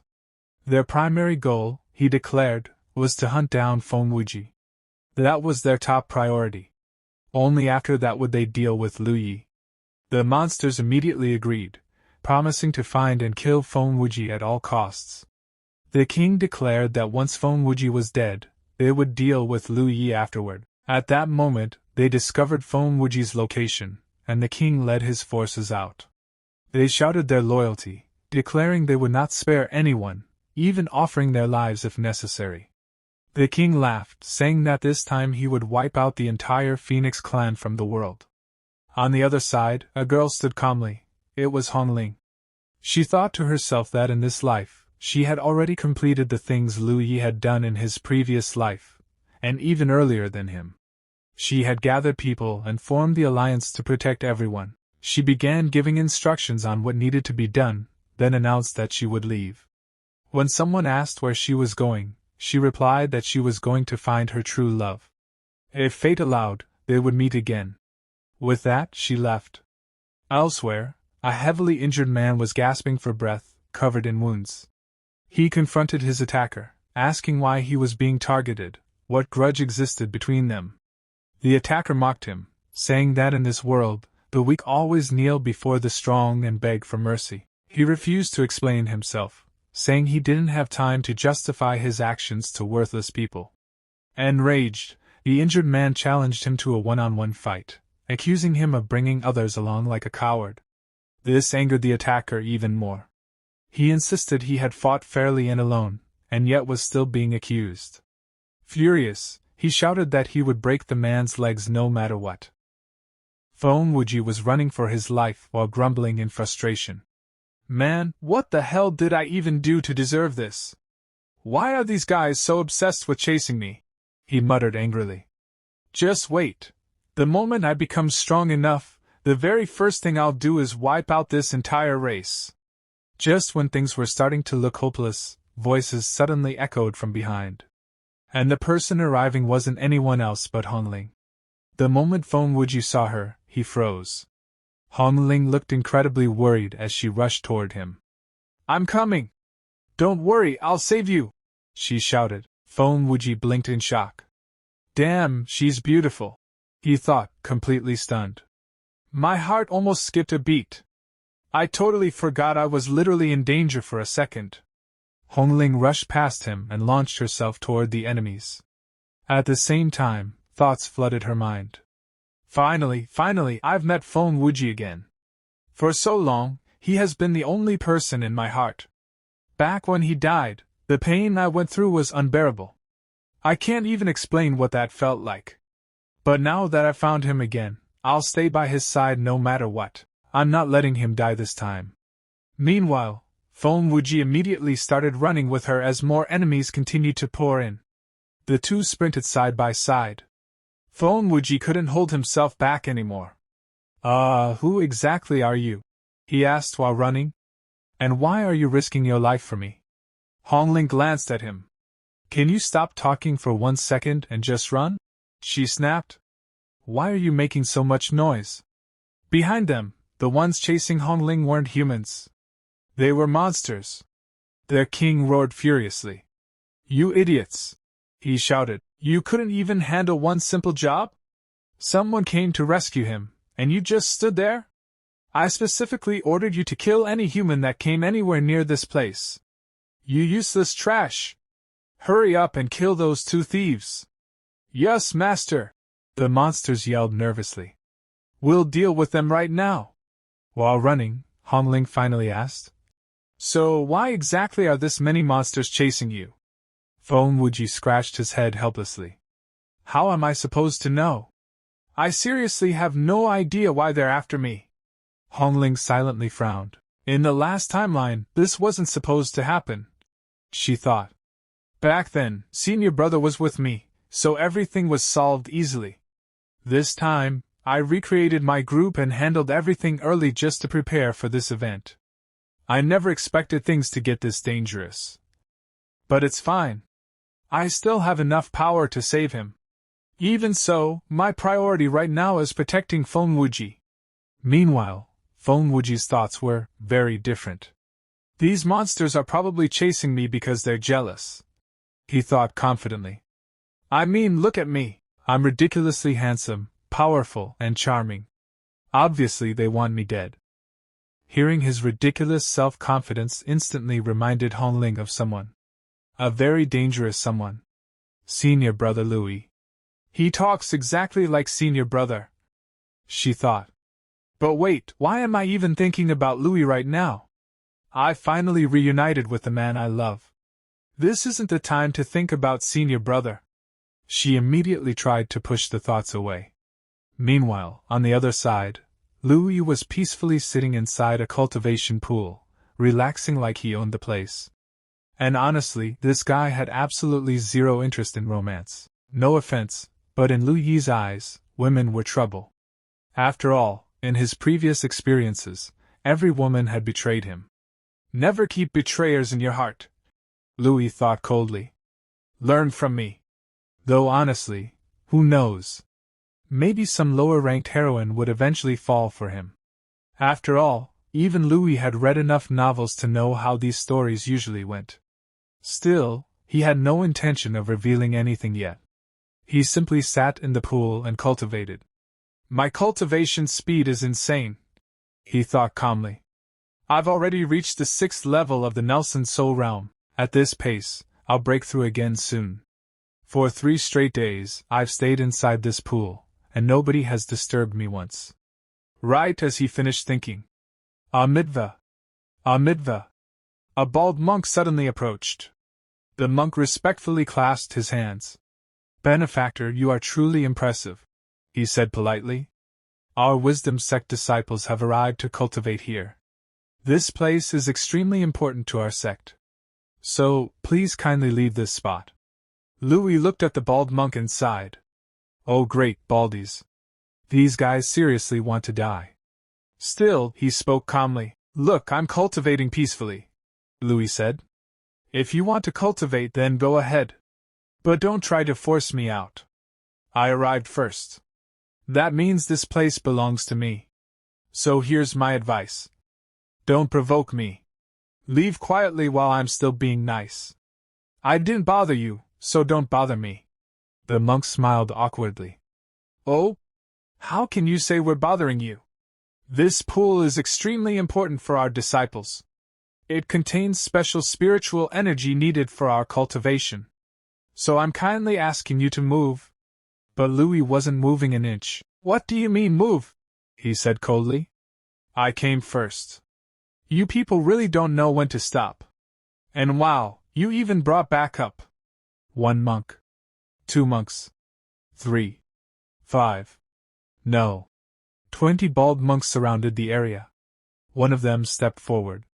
You refuse to cooperate, he said calmly. But we also know martial arts. We know exactly what to do. Louis narrowed his eyes. You really had the guts to say that? And worse, you stole my line. I was literally about to say that. If you won't leave, then the consequences are on you. In the next second. Boom! Louis unleashed a terrifying strike. The attack tore through the air like a disaster. Its sheer energy ripped straight through the monks. In a single attack. 1 move. That was all it took. Every last monk was annihilated. Louis clicked his tongue. What weird people, he muttered. I warned them not to mess around. They still came. They still died. What a life. Guess I should get used to this. Meanwhile, Hong Ling and Feng Wuji were still running. We seriously need a safe place, Feng Wuji said nervously. Otherwise, these monsters are gonna flatten us. Hong Ling nodded. We need to find senior brother. If we find him, every single one of these monsters will die instantly. Feng Wuji blinked. Your senior brother is that strong? Strong? Hong Ling said. He's far stronger than you can imagine. In this world, my senior brother is practically invincible. The moment Feng Wuji heard that, cold sweat formed on his forehead. Can you introduce me to him? He asked nervously. I'd really like to become friends with him. And, I swear I've never eaten humans. I may technically be a demon, but I'm a good demon. So, please don't make him beat me to death. Hong Ling laughed softly. Relax, she said. He doesn't hurt innocent people. He has a good heart. He definitely won't hurt you. Hearing that instantly made Feng Wuji relax. All right, he said. Since Hong Ling had asked him to create an opening so they could escape and find senior brother, Feng Wuji finally prepared himself. He activated his phoenix bloodline. Massive flames exploded around him. A terrifying phoenix aura filled the battlefield. The monsters instantly turned pale. Why didn't anyone tell us this kid was a phoenix? One screamed. You people just got us killed. Too late. The attack landed. Boom! The battlefield exploded. Monsters were completely blown apart. But Feng Wuji immediately collapsed from exhaustion. Hong Ling quickly caught him. Oh wow, she said worriedly. You're in terrible shape. Feng Wuji suddenly blinked. Wait. Did you just call me by my name? Do you know me? Hong Ling almost slipped. Oh yeah, she said quickly. I mean, I've heard about you for a long time. You're Feng Wuji, right? I heard a lot about you. You're apparently pretty amazing. Without wasting time, she quickly carried him away. Still confused, Feng Wuji asked. So where exactly did you hear about me? Honestly, he was nervous. A random beautiful girl suddenly appearing and risking her life to save him was suspicious. Hong Ling immediately changed the subject. Forget the questions for now, she said. We need to find senior brother first. As they traveled, Feng Wuji kept talking nonstop. After a while, he sighed. We've been walking forever. Where exactly is your senior brother? Hong Ling awkwardly scratched her cheek.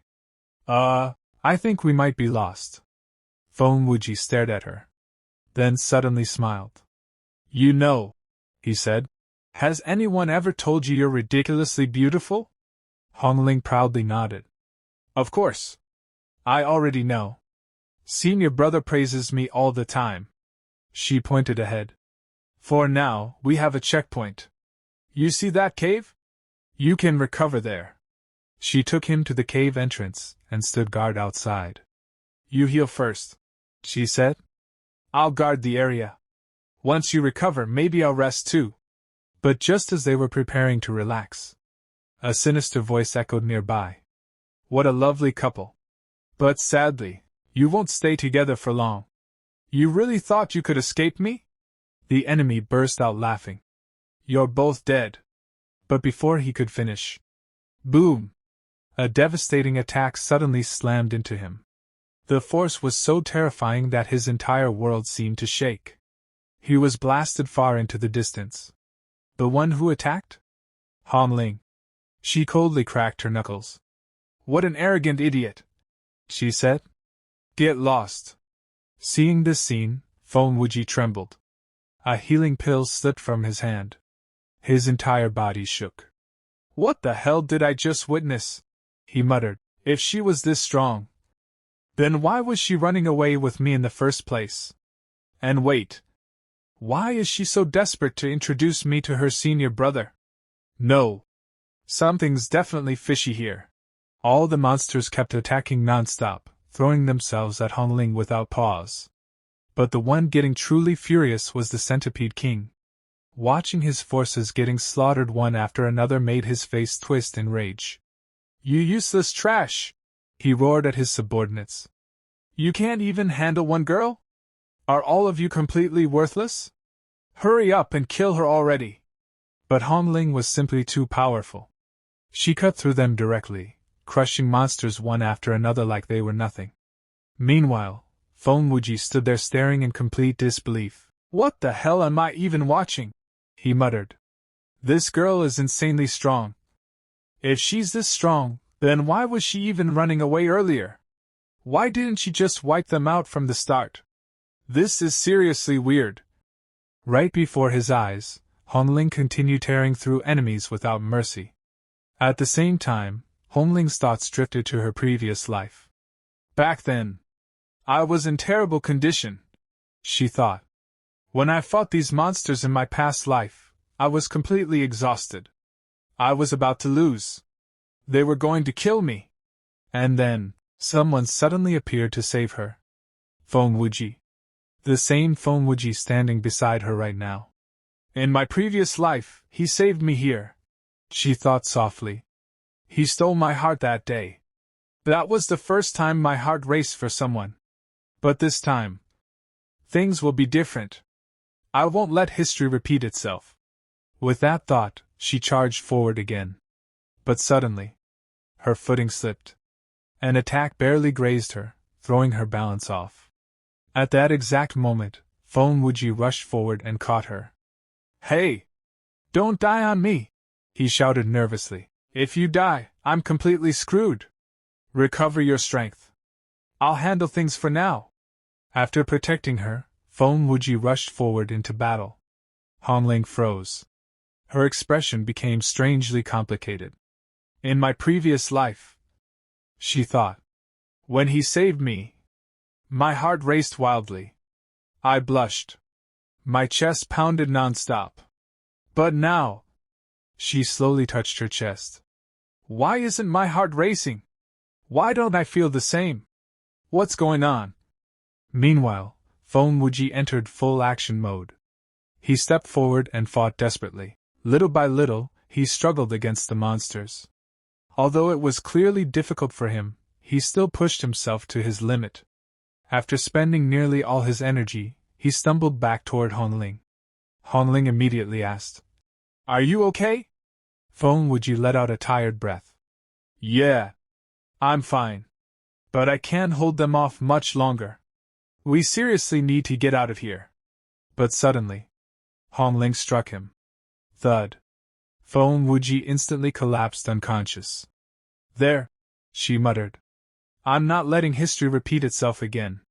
It's time to leave. This guy is becoming way too much trouble. The Centipede King burst into laughter.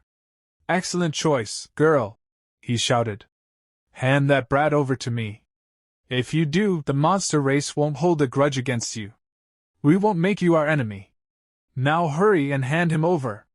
Hong Ling's expression instantly darkened. Hand him over? She said coldly. Oh, shut up. I'll deal with you myself. The next second. Boom! A massive explosion erupted. The shockwave instantly blew countless monsters apart. Bodies flew everywhere. The surrounding battlefield was completely wiped clean. The Centipede King's expression froze. He trembled. Holy crap! This girl is terrifying. But gritting his teeth, he roared. I'll fight to the death. You killed so many of my men! He charged forward to attack. Slap! One single strike. That was it. The Centipede King got smacked so hard that he flew into the distance like garbage. Hong Ling looked at him coldly. That hit. That was for hurting Feng. She stepped forward, clearly ready to finish him off. But the Centipede King, now terrified, hurriedly shouted. Wait! How are you this strong? If you were this powerful, why was my group chasing you around earlier? Why didn't you kill them before? Were you pretending all along? What exactly is your goal? But Hong Ling ignored him completely. She walked closer. Step by step. Like death itself approaching. The Centipede King instantly realized.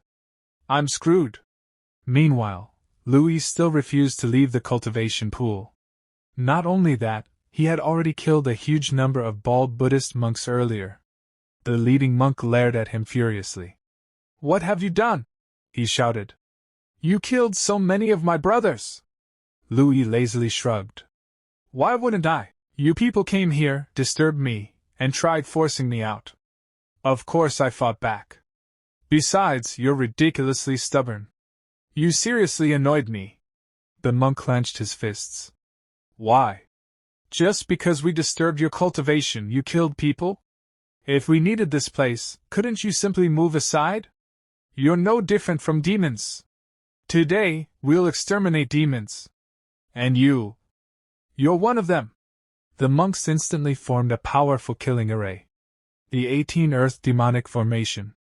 A formation specifically designed to eliminate demons. Since they already mistook Louis for one, they fully activated it against him. Lu Yi's eyes slowly turned crimson. Oh? You're going to kill me? He smirked. Come then, you losers! The bald elder attacked first. The others followed. But Louis was absurdly powerful. In a single move. Boom! He completely crushed the formation. The monks were blown apart instantly. One attack. That was all. Everyone died. Except one trembling monk. The monk stood frozen, shaking uncontrollably.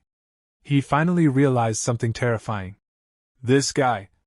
He's not normal. He's ridiculously strong. I need to run. He turned and sprinted away. But Louis simply waved dismissively. Forget it. He's basically an ant anyway. Afterward, Louis sat back down and continued cultivating peacefully. Time passed. Finally, his eyes slowly opened.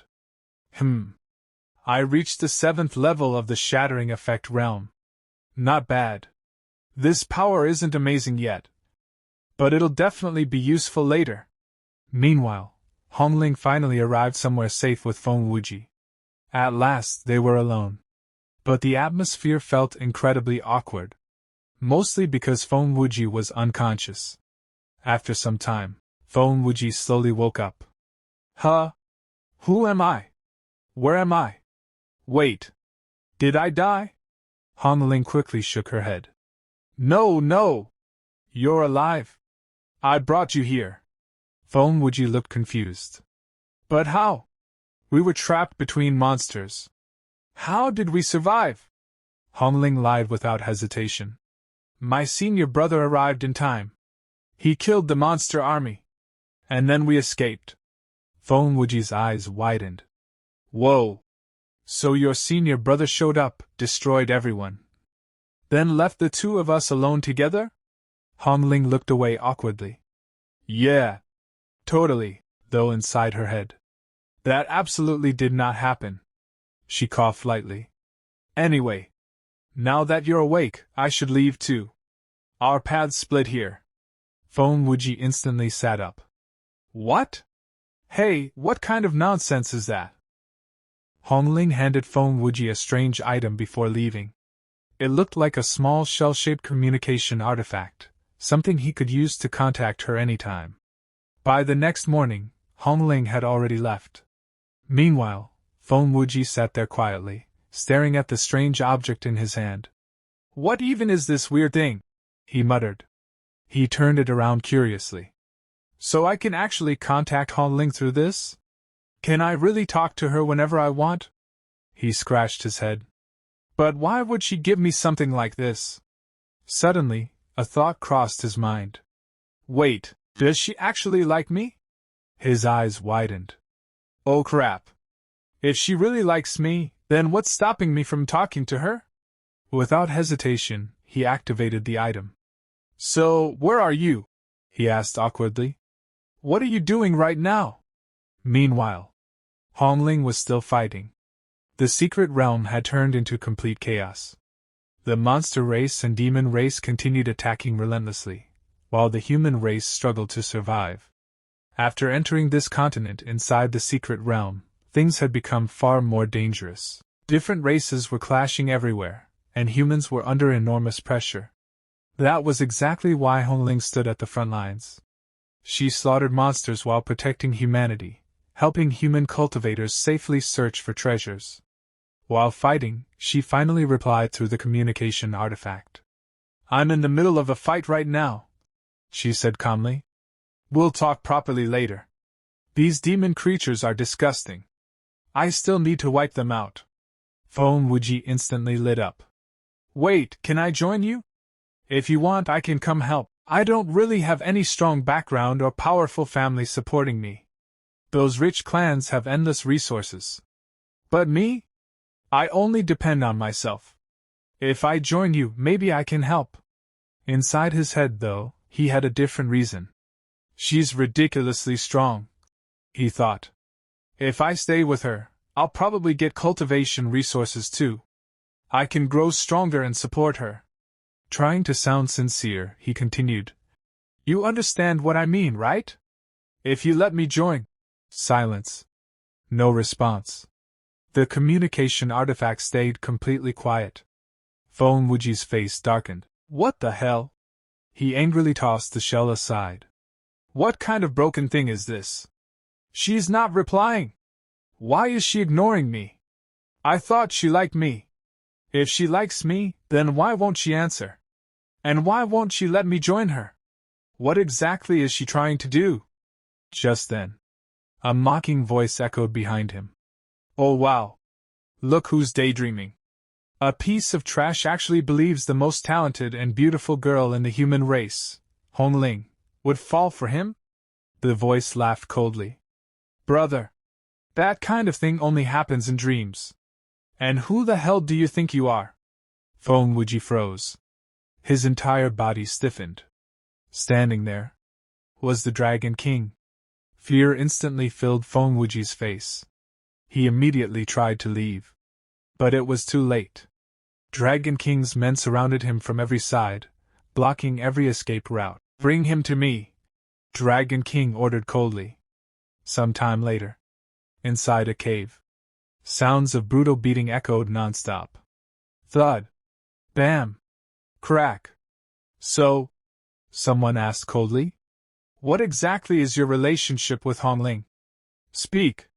Feng Wuji, bruised and battered, hurriedly replied, we're just friends. And yes, the one getting beaten to hell was Feng Wuji. Inside his head, he cursed nonstop. Dragon King narrowed his eyes. Did anything happen between you two? Any touching? Feng Wuji immediately shook his head. No! Nothing happened! Dragon King's expression darkened even further. Then why the hell were you saying she likes you? If nothing happened between you two, why are you acting so confident? You shameless bastard! Feng Wuji almost cried. What kind of disaster did I get dragged into? He thought. All because of that woman. I ended up in this mess. I don't even know if I'll survive. Suddenly, Feng Wuji desperately shouted. I can lure her here. Everyone paused. I can call Hong Ling. I can hand her over to you. Just let me go afterward. You can do whatever you want with her. Kill her if you want. But I know how to lure her here. One of Dragon King's men immediately stepped forward angrily. Watch your damn mouth. Do you even know what you're saying? Feng Wuji swallowed nervously. Yes. I know exactly what I'm saying. I can do it. Dragon King silently handed him the communication shell. Meanwhile, Hong Ling suddenly heard a voice coming from the artifact. It was Feng Wuji. But he sounded badly injured. Hong Ling. I'm seriously injured. I need your help. Please come save me. Hong Ling instantly became worried. Are you okay? Where are you? On the other side, Feng Wuji nearly cried in relief. She replied, that means I can survive. He immediately lied. There's a cave near a mountain. I'm trapped. Please hurry. I really need help. Then he told her the location. But, suddenly, the scene shifted. A girl was tightly restrained from every direction. Bound completely. Unable to move. It was Hong Ling. Someone stepped through the doorway. In his hand, the exact same communication shell she had once given Feng Wuji. Without emotion, he tossed it beside her. I killed him, he said coldly. Feng Wuji is dead. You'll never see him again. The person standing there was Louis. He had already handled everything. The moment Hong Ling heard those words, she broke down crying. Senior! Why? This is all your fault. If you hadn't stopped me back then, if you hadn't trapped me, I could have saved him. You killed him! Why would you do this? Louis coldly interrupted her. Enough. If you went there, you would have died. I saved your life. That bastard only wanted to trap you. It was bait. A trap. You were going there to die. But Hong Ling refused to believe him. No! You just wanted me for yourself. That's why you killed Feng Wuji, and now you're making up excuses.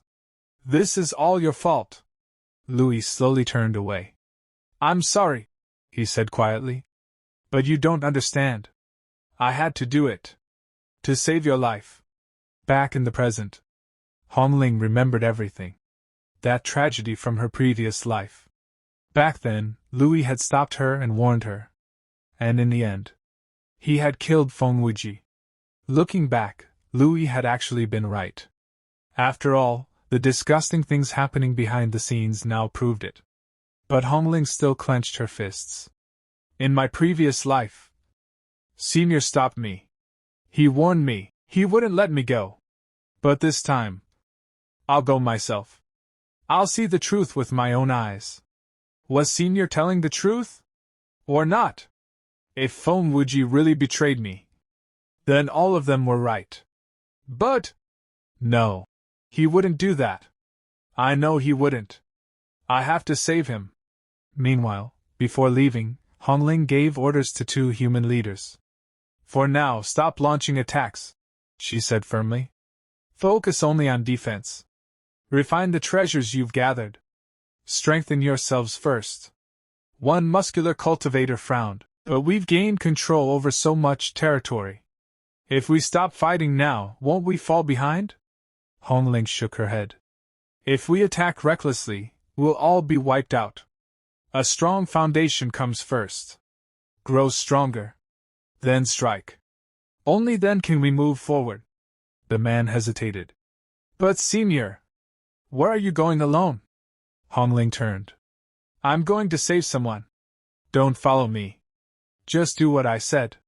Then, after a brief pause, she added. If you're really scared, go to the cultivation pond. Ask my senior brother, Louis, to come out. He's the strongest person in this entire secret realm. He can solve every problem instantly. The man widened his eyes. He's really that strong? Hong Ling nodded. Much stronger than you can imagine. Meanwhile, Louis sat peacefully cultivating. Suddenly, the system spoke. Master, a show's about to start.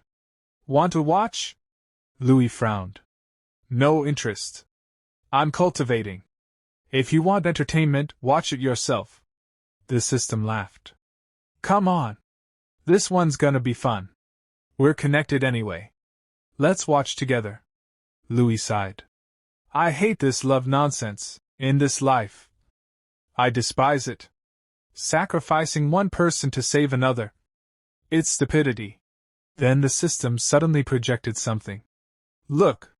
The heroine is heading to the exact place you stopped her from going. She's alone. Louis glanced lazily. She'll probably die. That place is full of killing formations, lock arrays, and traps. It would take a miracle to survive. I warned her. But in the previous life, she misunderstood me. This time, she'll probably die. Honestly, that's better. Still, he ended up watching anyway. The system teased him. Master, she's really going. You seriously won't save her? Louis snorted. Yeah, right, as if I care. Meanwhile, Hong Ling finally arrived at the location. She carefully looked around. I'm here, she called out. Where are you? Before she could finish. Whoosh! A sudden attack exploded toward her from behind. Hong Ling instantly turned around. The moment Hong Ling arrived, a sudden attack came flying toward her from behind. Her eyes sharpened instantly. Without hesitation, she struck back. Boom! Her counterattack landed cleanly, sending the attacker flying far into the distance. The first monster crashed heavily into the ground. Hong Ling narrowed her eyes and carefully scanned the surroundings. Something felt wrong. And then, boom! Another attack suddenly activated. But this time, it wasn't from a person. It was a formation. Exactly like Louis had warned. The entire area was layered with formation after formation, and these weren't weak traps. Every single one was terrifyingly powerful. One formation activated. Then another. Then another. The Heaven Demon Illusion Formation.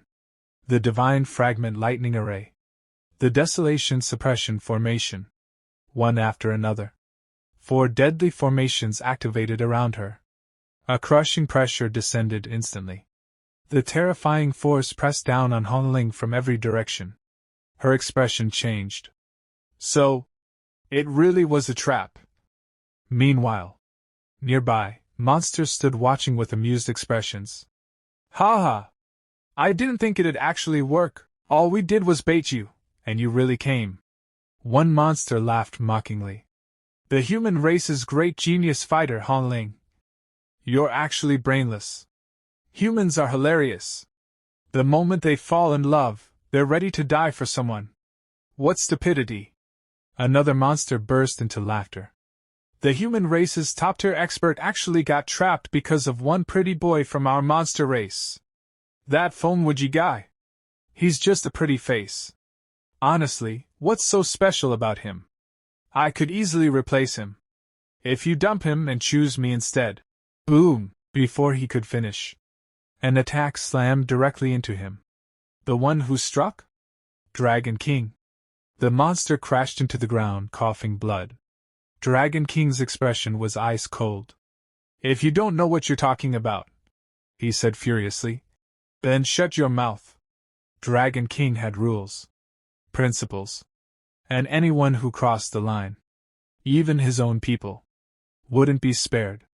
At that moment, Hong Ling finally understood everything. It really was a trap. And suddenly, her mind drifted back to her previous life. Back then, after hearing Fonwuji was in danger, she had desperately tried to leave. I have to save him, she said anxiously. But Louis blocked her path. You're not going, he said coldly. If you go, the monsters will capture you. Hong Ling had shaken her head immediately. No. It can't be a trap. Fonwuji wouldn't do something like that. And the monster race doesn't even know about our relationship. Back then, she had only just begun falling for him. After all, Fonwuji had once saved her life. She wanted to repay him. And somewhere deep down, her feelings had slowly grown into love. But Lu Yi's expression darkened. I said you're not going? Hong Ling exploded in anger. If you stop me, then I'll fight you. You're just jealous. Why are you jealous? Fonwuji is the man I chose. I'm going to save him. And if I die trying, then so be it. The moment she rushed forward, Louis knocked her unconscious from behind. Looking at her sleeping form, he sighed. What am I supposed to do with this girl? In the end, Louis made his decision. If she can't go, then I'll go myself. Back in the present, Dragon King stepped forward and smiled faintly. Want to see Fonwuji? Hong Ling immediately looked up. Show him to me. Dragon King casually threw someone onto the ground. Fonwuji. His body was covered in injuries. Bruised. Broken. Pathetic. Hong Ling's entire expression changed. You did this to him? You beat him this badly just to lure me here? Dragon King raised a hand. Whoa. You've misunderstood. I didn't beat him for contacting you. He glanced coldly at Fonwuji. This trash volunteered. He came up with the idea himself. He said he'd lure you here. He said we could bait you. He even told us we could kill you afterward. Dragon King's voice turned colder. And I hate people like that. Even monsters have principles. We have rules. That kind of betrayal disgusts me. That beating? That was punishment. Hong Ling froze. Her entire world shook. Wait. This was Fonwuji's idea? Dragon King nodded. Exactly. I told you. Even the monster race has standards. Fonwuji suddenly shouted angrily. This is your fault. He pointed at Hong Ling. I told you to bring me with you. You were strong enough to protect me. But you abandoned me. Hong Ling opened her mouth. You. Her thoughts completely collapsed. Nothing made sense anymore. But Fonwuji kept screaming. You left me behind. You selfish bitch. The words hit her like a slap. For a moment, even she froze. Then Hong Ling gritted her teeth and looked toward Dragon King. Fine. Just don't kill him. For my sake. I'll fight you. Just let him go. Meanwhile, far away, Lu Yi watched everything through the system. He raised an eyebrow. Impressive. I didn't think she'd improve her cultivation this quickly. She's honestly a genius. At this rate, she'll survive for a little while. Unless a miracle happens, she'll eventually lose. The system immediately laughed. Oh wow. You complimented your enemy? Louis rolled his eyes. Whatever. Then the system suddenly asked. Now that she knows the truth, will she become like Chu Ling? Begging, apologizing, trying to come back? Louis shook his head. No. Not yet. Her heart hasn't completely shattered. Not like Chu Ling's did. She hasn't broken enough for that. So no. I doubt she'll act like that. He stretched lazily. Anyway, my cultivation matters more. At that exact moment, a surge of power erupted. Lu Yi's eyes slowly opened. 9th level. Shattering effect realm. A faint smile appeared on his face. Nice. I'm way stronger than before. Meanwhile, Hong Ling was still fighting desperately. Completely exhausted. Yet still refusing to fall. She activated her destruction shield, blocking attack after attack while cutting down monsters endlessly. But nearby, Dragon King stood watching. One of his followers whispered nervously. If we let her survive, if she keeps growing, she'll become a disaster for the entire monster clan. Dragon King clicked his tongue. You know what pisses me off? The human race. No matter what, they always produce some ridiculous genius. Someone absurdly strong. Someone capable of wrecking us. He clenched his fist. Honestly, I'm jealous. But today, she dies. I've decided. No one is saving her. He raised his hand. Prepare the formations. Don't give her even a second to breathe. Attack nonstop. Keep exhausting her until she falls. Boom! Another formation attack slammed into Hong Ling. Her entire body trembled violently. She dropped to one knee, but before another monster could charge her. Slash! Hong Ling instantly activated Divine Light Seal. The monster's head flew clean off. The surrounding monsters stared in horror. What the hell? What kind of monster is this woman? She's been fighting forever. She still hasn't collapsed. She's terrifying. But Dragon King shouted coldly. Charge again. We attack together. Another terrifying formation activated. An overwhelming blast rushed toward Hong Ling. This time, she felt helpless. Weak. Powerless. And suddenly, a thought crossed her mind. In my previous life, Senior came here alone. How? How did he handle all of this by himself?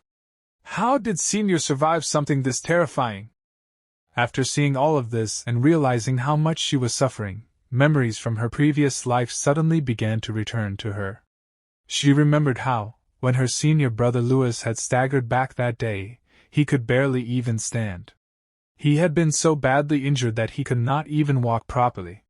He had crawled forward and fallen directly onto his knees. As he collapsed, he had said, Look, I already finished off your lover. And on top of that, the entire place was a trap. He had explained everything that had happened, but she had refused to believe him. Instead, hatred for her senior brother began to grow inside her heart. And it was from that moment that her plans to betray him slowly began.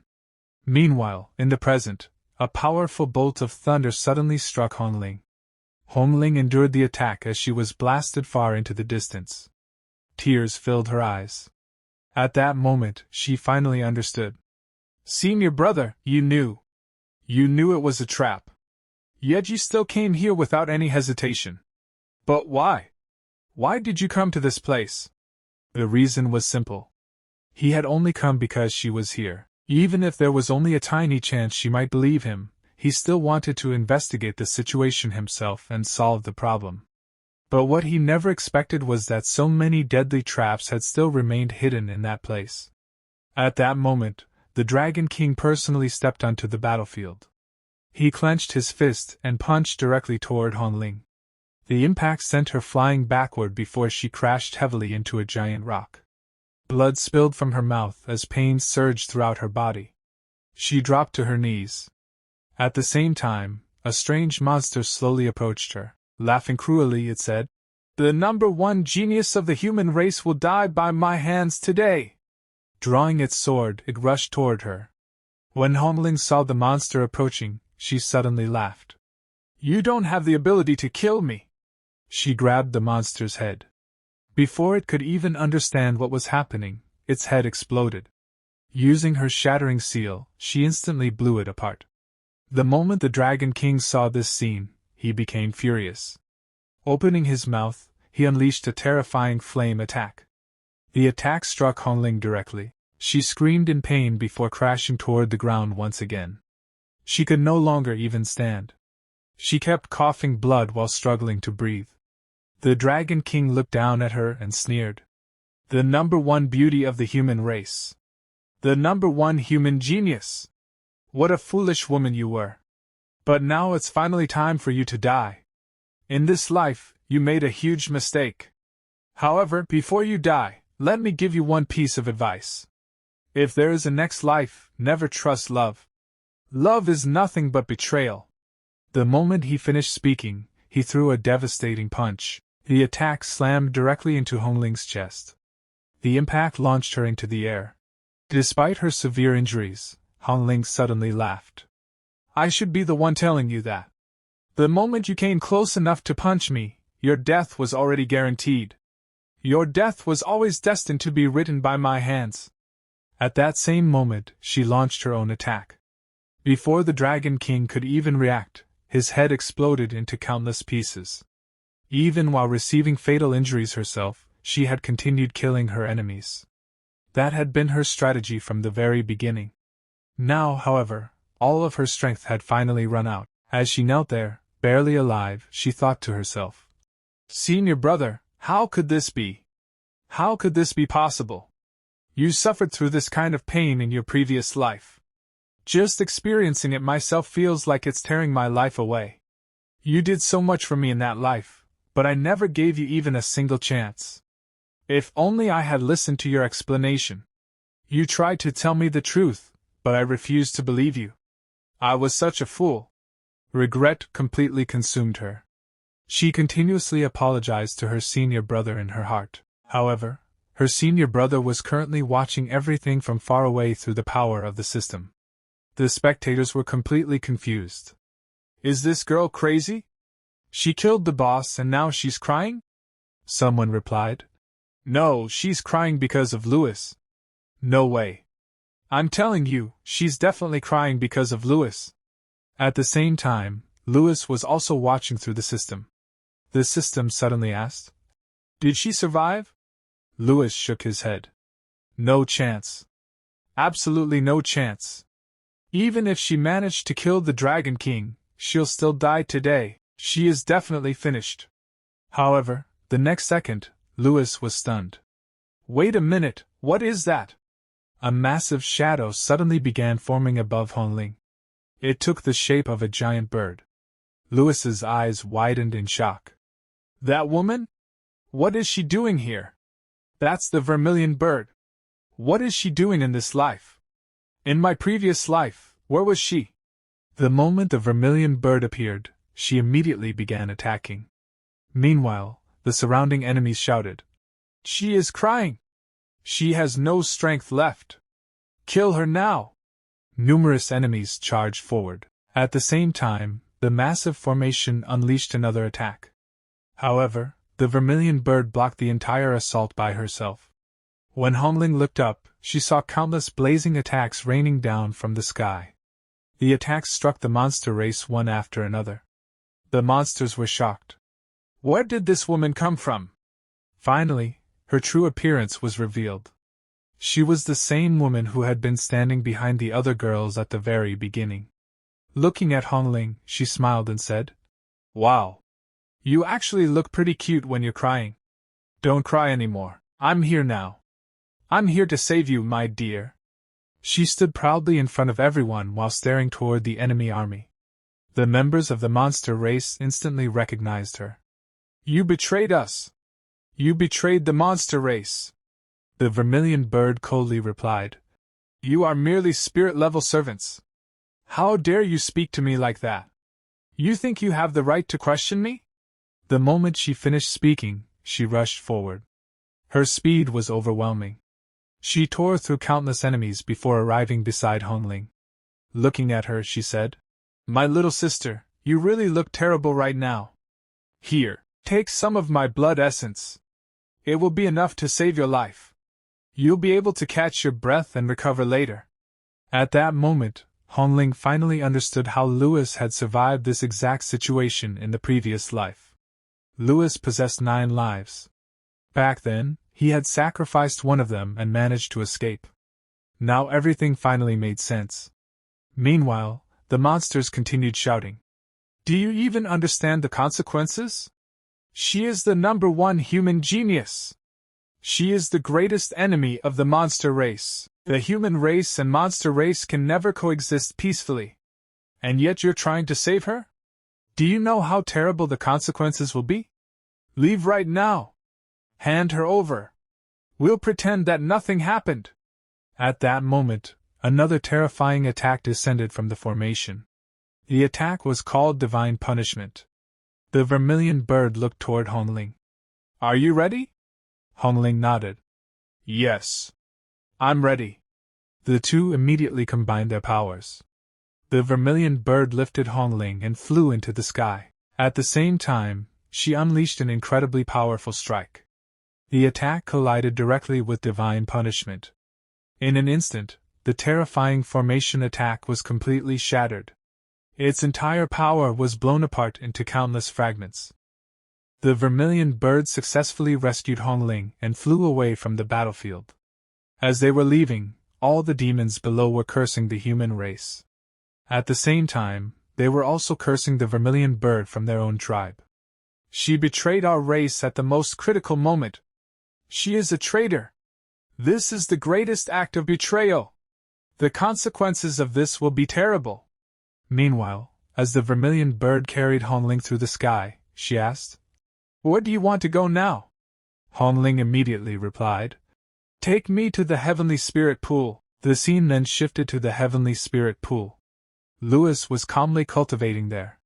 At that moment, the system suddenly spoke. "Host, they have arrived." Soon, Hong Ling appeared before him. The moment she saw him, she immediately fell to her knees. While kneeling, tears streamed down her face. "I was wrong. I was wrong. I want to apologize to you." Even the Vermilion Bird was shocked after seeing this. What the hell is going on? She is actually begging for forgiveness? However, when the Vermilion Bird carefully looked at Louis, she froze. Her eyes widened. "Yes, it's him. It really is him." Suddenly, memories from the distant past began flooding back into her mind. Back then, countless members of her clan had hunted her down. Their mission was simple: capture her alive. If they succeeded, they would receive a reward from the Spirit Demon Emperor. Not only that, but her bloodline itself was an extremely valuable treasure. Anyone who obtained her bloodline would receive enormous benefits. Because of those rewards, countless people had chased after her relentlessly. While escaping from her pursuers, she accidentally bumped into someone. She fell to the ground. When she looked up, she saw Louis standing there. Back then, Louis had smiled and said, "Little bird, it looks like you're in danger. From today onward, you're my pet. I'll protect you." At that time, the pursuers immediately shouted, "Louis! Hand over that traitor of the demon race. She betrayed us. Give her to us. Otherwise, the consequences will be severe. We already have a huge grudge against you. If you interfere again, our hatred will become even deeper." Louis simply smiled. "So what? And who gave you the courage to make demands in front of me? You want me to hand this woman over? Dream on." The next second, he drew his sword. "I'll kill every single one of you today. Not one of you will escape." As Louis prepared to slaughter them all, The Vermilion Bird hurriedly stepped forward. Please don't kill them. They belong to my race. The Spirit Demon Emperor is manipulating them. That is why they were chasing me. Louis frowned. The Spirit Demon Emperor? What kind of thing is that? Then he looked at the crowd before him. These people all have the potential to become future Spirit Demon Emperors. They could become an even greater threat to the human race. I can't allow another disaster to be born. So they must die. The moment he finished speaking, he began slaughtering them. One after another, the members of her race were killed. The Vermilion Bird could only watch helplessly. She had merely wanted to escape. Yet Louis had practically wiped out her entire race for her sake. When the massacre finally ended, she collapsed onto her knees. Her emotions were in complete chaos. Should she thank him? Or should she hate him? She could not figure it out. However, from that day onward, hatred toward Louis slowly began growing inside her heart. Back in the present, Hong Ling was still kneeling. She continued begging for forgiveness. I was wrong. I should have trusted you from the beginning. I never even gave you a chance to explain. I poisoned you immediately. I insulted you countless times afterward. Please forgive me. Louis watched her with an amused expression. You know, seeing you beg like this actually feels pretty satisfying. Keep apologizing. Go on. Continue. In my previous life, I did so much for all of you. And this is what I got in return. But don't worry. I won't let any of you go. The moment my power returns, I'll personally cut off every one of your heads. The Vermilion Bird immediately frowned. What is wrong with you? Have you gone crazy? Look at her. She is kneeling in front of you. She is begging for forgiveness. Look at the condition she's in. And you still refuse to forgive her? Louis turned toward her coldly. You've got a lot of courage talking to me like that. Forget about them. Tell me something first. What poison did you give me in my previous life? The moment she heard the question, the Vermilion Bird became depressed. After a long silence, she finally answered. I gave you the blood lotus heart poison. Louis narrowed his eyes. Explain. The Vermilion Bird nodded. When someone wants to kill others, the blood lotus heart poison amplifies those desires countless times. It causes the victim to torture their enemies endlessly. You won't stop until your target is completely destroyed. And after that, you'll continue doing the same thing to others. Eventually, your mind becomes unstable. Your heart suffers tremendous damage. And in the end, you die from your own slaughter. The more you kill, the faster you approach your own death. After hearing this explanation, Louis laughed coldly. Wow! You women really know how to play cruel games. The Vermilion Bird replied. Yes, I do. You loved killing people, didn't you? So I helped fulfill your wish. You slaughtered my entire demon race, and I wanted you to die while doing exactly the same thing. The moment Louis heard that, a terrifying killing intent erupted from his body. Get out. Leave immediately. From this day onward, don't ever appear before me again. If I see you again, I'll kill you on the spot. Also, I forgive you both. His expression became extremely serious. Hong Ling was still trying to apologize. However, Louis interrupted her. It seems neither of you understands. I already said I forgive you. Now get out. If you don't leave, I'll kill both of you. The moment he finished speaking, he unleashed a deadly attack. The attack shot directly toward Hong Ling. If it hit her, she would undoubtedly die. Yet Hong Ling didn't move. She remained kneeling there. Even she seemed shocked. Fortunately, the Vermilion Bird reacted instantly. She grabbed Hong Ling and pulled her away just in time. The attack barely missed. The Vermilion Bird shouted, Have you gone insane? You were seriously trying to kill her. Without waiting for an answer, she immediately carried Hong Ling away. We need to leave. This guy has completely lost his mind. He'll really kill you. As the two women disappeared into the distance, Louis finally relaxed. For the first time in a long while, he felt relieved. Good. They finally left. Meanwhile, Hong Ling remained silent and depressed during the entire journey. The Vermilion Bird eventually asked, "Why are you still sad? He just tried to kill you. That attack was absolutely real. It was strong enough to kill you. He didn't show even the slightest trace of affection from your previous life. You were his lover, weren't you? He looked completely determined to kill you. What kind of man is he?" Hong Ling lowered her head and smiled bitterly. "He has every right to do that. In my previous life, I attacked him first. I knew he was my lover. I knew he was my Tao companion. I knew he was my senior brother. And yet I still tried to kill him. So it's completely normal for him to hate me. If he wants to kill me, I deserve it. No matter how he does it." At the same time, Louis remained extremely serious. And if given the opportunity, he truly could kill them. And he probably would. Then the 1 billion bird looked at Hong Ling and asked, "By the way, tell me carefully about Feng Wucai. How could you fall for such a cowardly member of the monster race?" Hong Ling sighed and replied, "I don't know either. Maybe liking someone is just an illusion." The 1 billion bird then began revealing the truth about Feng Wucai. That guy had a terrible reputation within the monster race. He cheated and deceived countless people. Many women of the monster race, especially those with the phoenix bloodline, wanted to marry him and bear his children, but he only took advantage of them. The moment Hong Ling heard this, she was completely shocked. She immediately asked, "Why didn't you tell me this in the past life?" The 1 billion bird calmly replied, "I didn't participate in that battle during the past life either. Otherwise I would have died back then as well."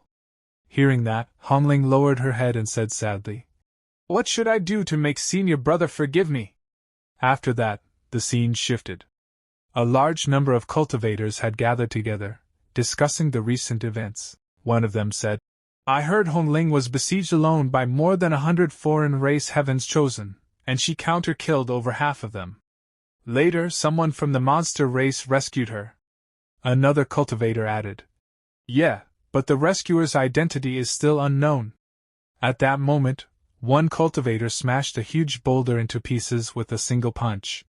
His name was Feng Longxiang. With an angry expression, he declared, "This has gone too far. Everyone, gather up! Monster race, demon race, god race, ghost race, kill them all!" With those words, he united all the cultivators around him and prepared them for battle. Meanwhile, Lu Yi was still quietly cultivating. He muttered to himself, "The 4th, 5th, and 6th layers have all opened. Every heavens chosen under the age of 50 can enter." Then he slowly opened his eyes and smiled.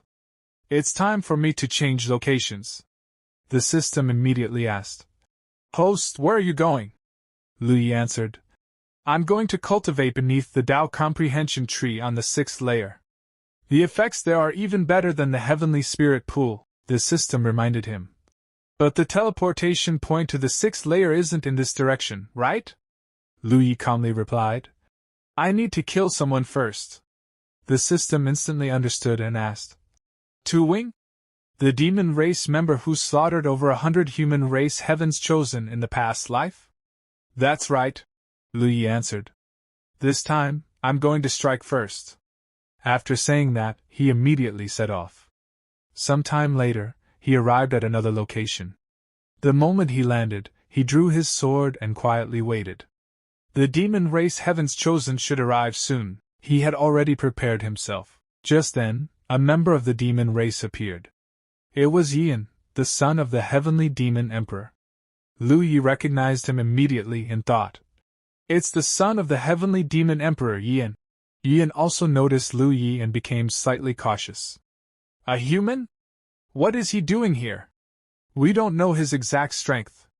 It's better to be careful." Then he politely asked, "Human race heavens chosen, may I ask what business you have at our demon race teleportation site?" Lu Yi answered coldly, "It's none of your business. Step aside so you don't get accidentally injured." Yian was stunned. He frowned and asked, "Do you even know who I am?"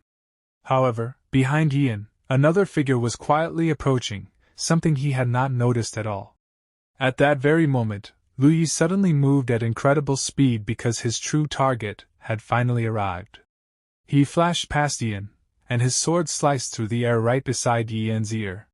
Then, without hesitation, he attacked another demon race cultivator standing behind him. That person was the Heaven's Chosen known as Tu Wing. Lu Yi's strike landed instantly, killing him on the spot. Tu Wing looked at him in disbelief and shouted with his dying breath. "No! You didn't kill the Heavenly Demon Emperor's son, but you killed me instead!" The next second, he collapsed to the ground with a loud thud. When Yan realized that the person behind him had been another demon race member, he was completely stunned. Panicking, he yelled, "Don't!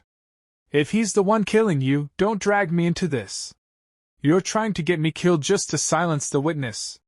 But Lu Yi paid him almost no attention. He simply replied, "Not interested." After saying those two words, he turned around and walked away. Only after Lu Yi had disappeared did Yan finally breathe a sigh of relief. "That scared me to death." Just then, another demon race member named Jiang arrived. Looking around in confusion, he asked, "Why is it only you here? Where's Tu Wing?" A moment later, he spotted Tu Wing's lifeless body lying on the ground. His eyes widened in shock as he pointed at the corpse. "Tu Wing is dead! Did you do this?" Yan hurriedly shook his head. "Of course not. It was a human." Jiang frowned and asked, "A human? Then why didn't he kill you along with him?" Yan became furious. "What do you mean by that? Am I the one who actually deserves to die?" Jiang simply sighed. "I finally understand now why our demon race suffered such a tragic defeat." Yan had no response and remained silent. The scene then shifted back to Lu Yi. He had already arrived at the Dao comprehension area, where an enormous ancient tree towered over everything around it. Suddenly, Lu Yi sensed something unusual. He could feel the ghost race approaching. The color of the sky gradually changed, and eerie green energy spread across the heavens in every direction. Instead of being worried, Lu Yi smiled with excitement. He slowly unsheathed his sword once again and declared, "Come out, everyone!" At that moment, countless ghost race spirits charged toward him, launching a full-scale attack.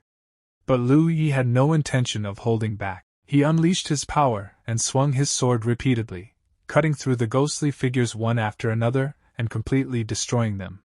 Within a short time, every last ghost had been wiped out. After eliminating them all, Lu Yi calmly walked beneath the massive Dao comprehension tree, sat down peacefully, and began comprehending the Dao. Just then, a group of people arrived to interrupt Lu Yi's cultivation. The moment they appeared, one of them said, "Someone has already claimed this cultivation spot before us. This place has already been taken."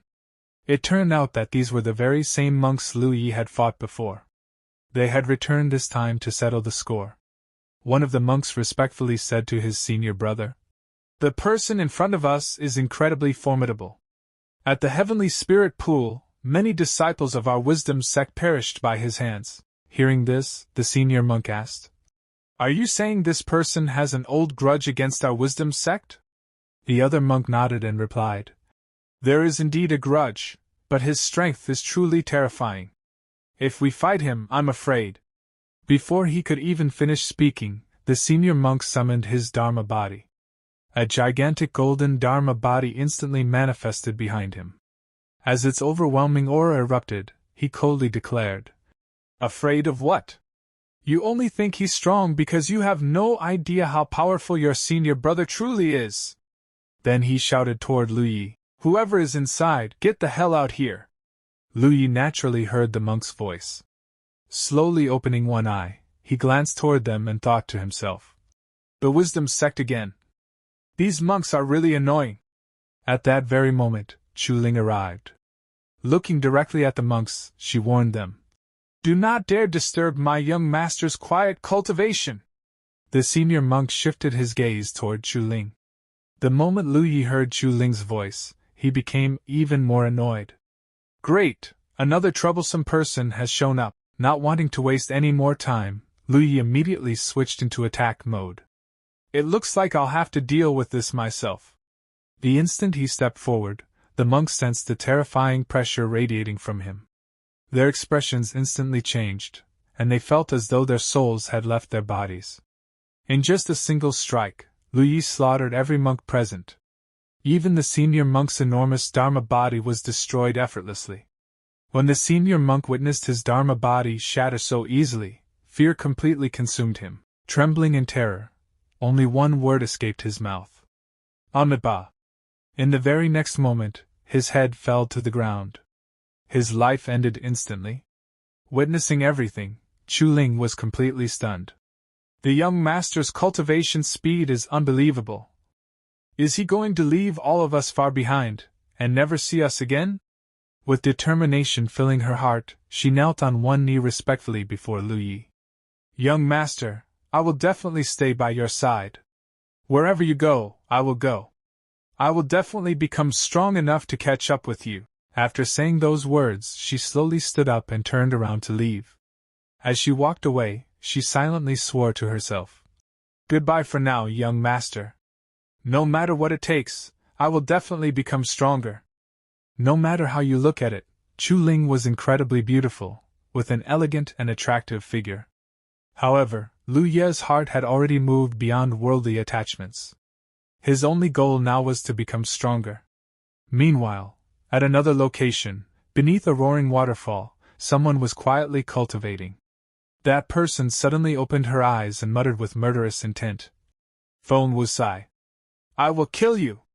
It was Hong Ling. She stood beneath the waterfall while the rushing water poured directly over her head. Filled with regret, she thought. Senior brother. I was wrong. I'm the biggest fool in the world. Only now had she realized just how foolish she had been. She had fallen in love with the wrong person while completely misunderstanding her senior brother, Lu Yi. Just then, the same bald man from before arrived. We'd found Feng Wusai. The very man Hong Ling desperately wanted to kill had finally been located. The bald man handed her a piece of paper containing Feng Wusai's location. Hong Ling quickly took it. Really? Let me see. After reading it, she learned that while everyone had been fighting, Feng Wusai had secretly escaped. She frowned. So he ran away on his own while I was trapped in that chaotic battle. Now he's fallen into the hands of the god race and is suffering terrible torture. Then she suddenly laughed. But strangely, why didn't the god race, monster race, and demon race simply kill Feng Wusai? After thinking for a moment, she immediately understood. They think my love has turned into hatred. They believe I'll personally go and kill Feng Wusai with my own hands. They're trying to lure me into another trap.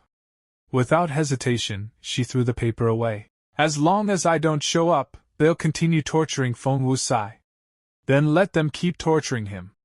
The bald man smiled. So that's how it is. Fairy Yu's strategic planning is truly world-class. Hong Ling calmly shook her head. Not at all. I just don't want to repeat the mistake I made last time.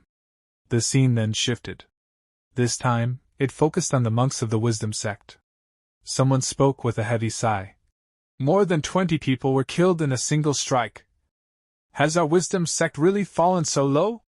Inside the grand hall, countless monks were sitting in neat rows. At that moment, the senior old monk entered. Everyone immediately bowed respectfully. Amitabha, the old monk slowly said. This poor monk is willing to test him personally. If this poor monk perishes, then it simply means the time for the Tao comprehension tree has not yet arrived.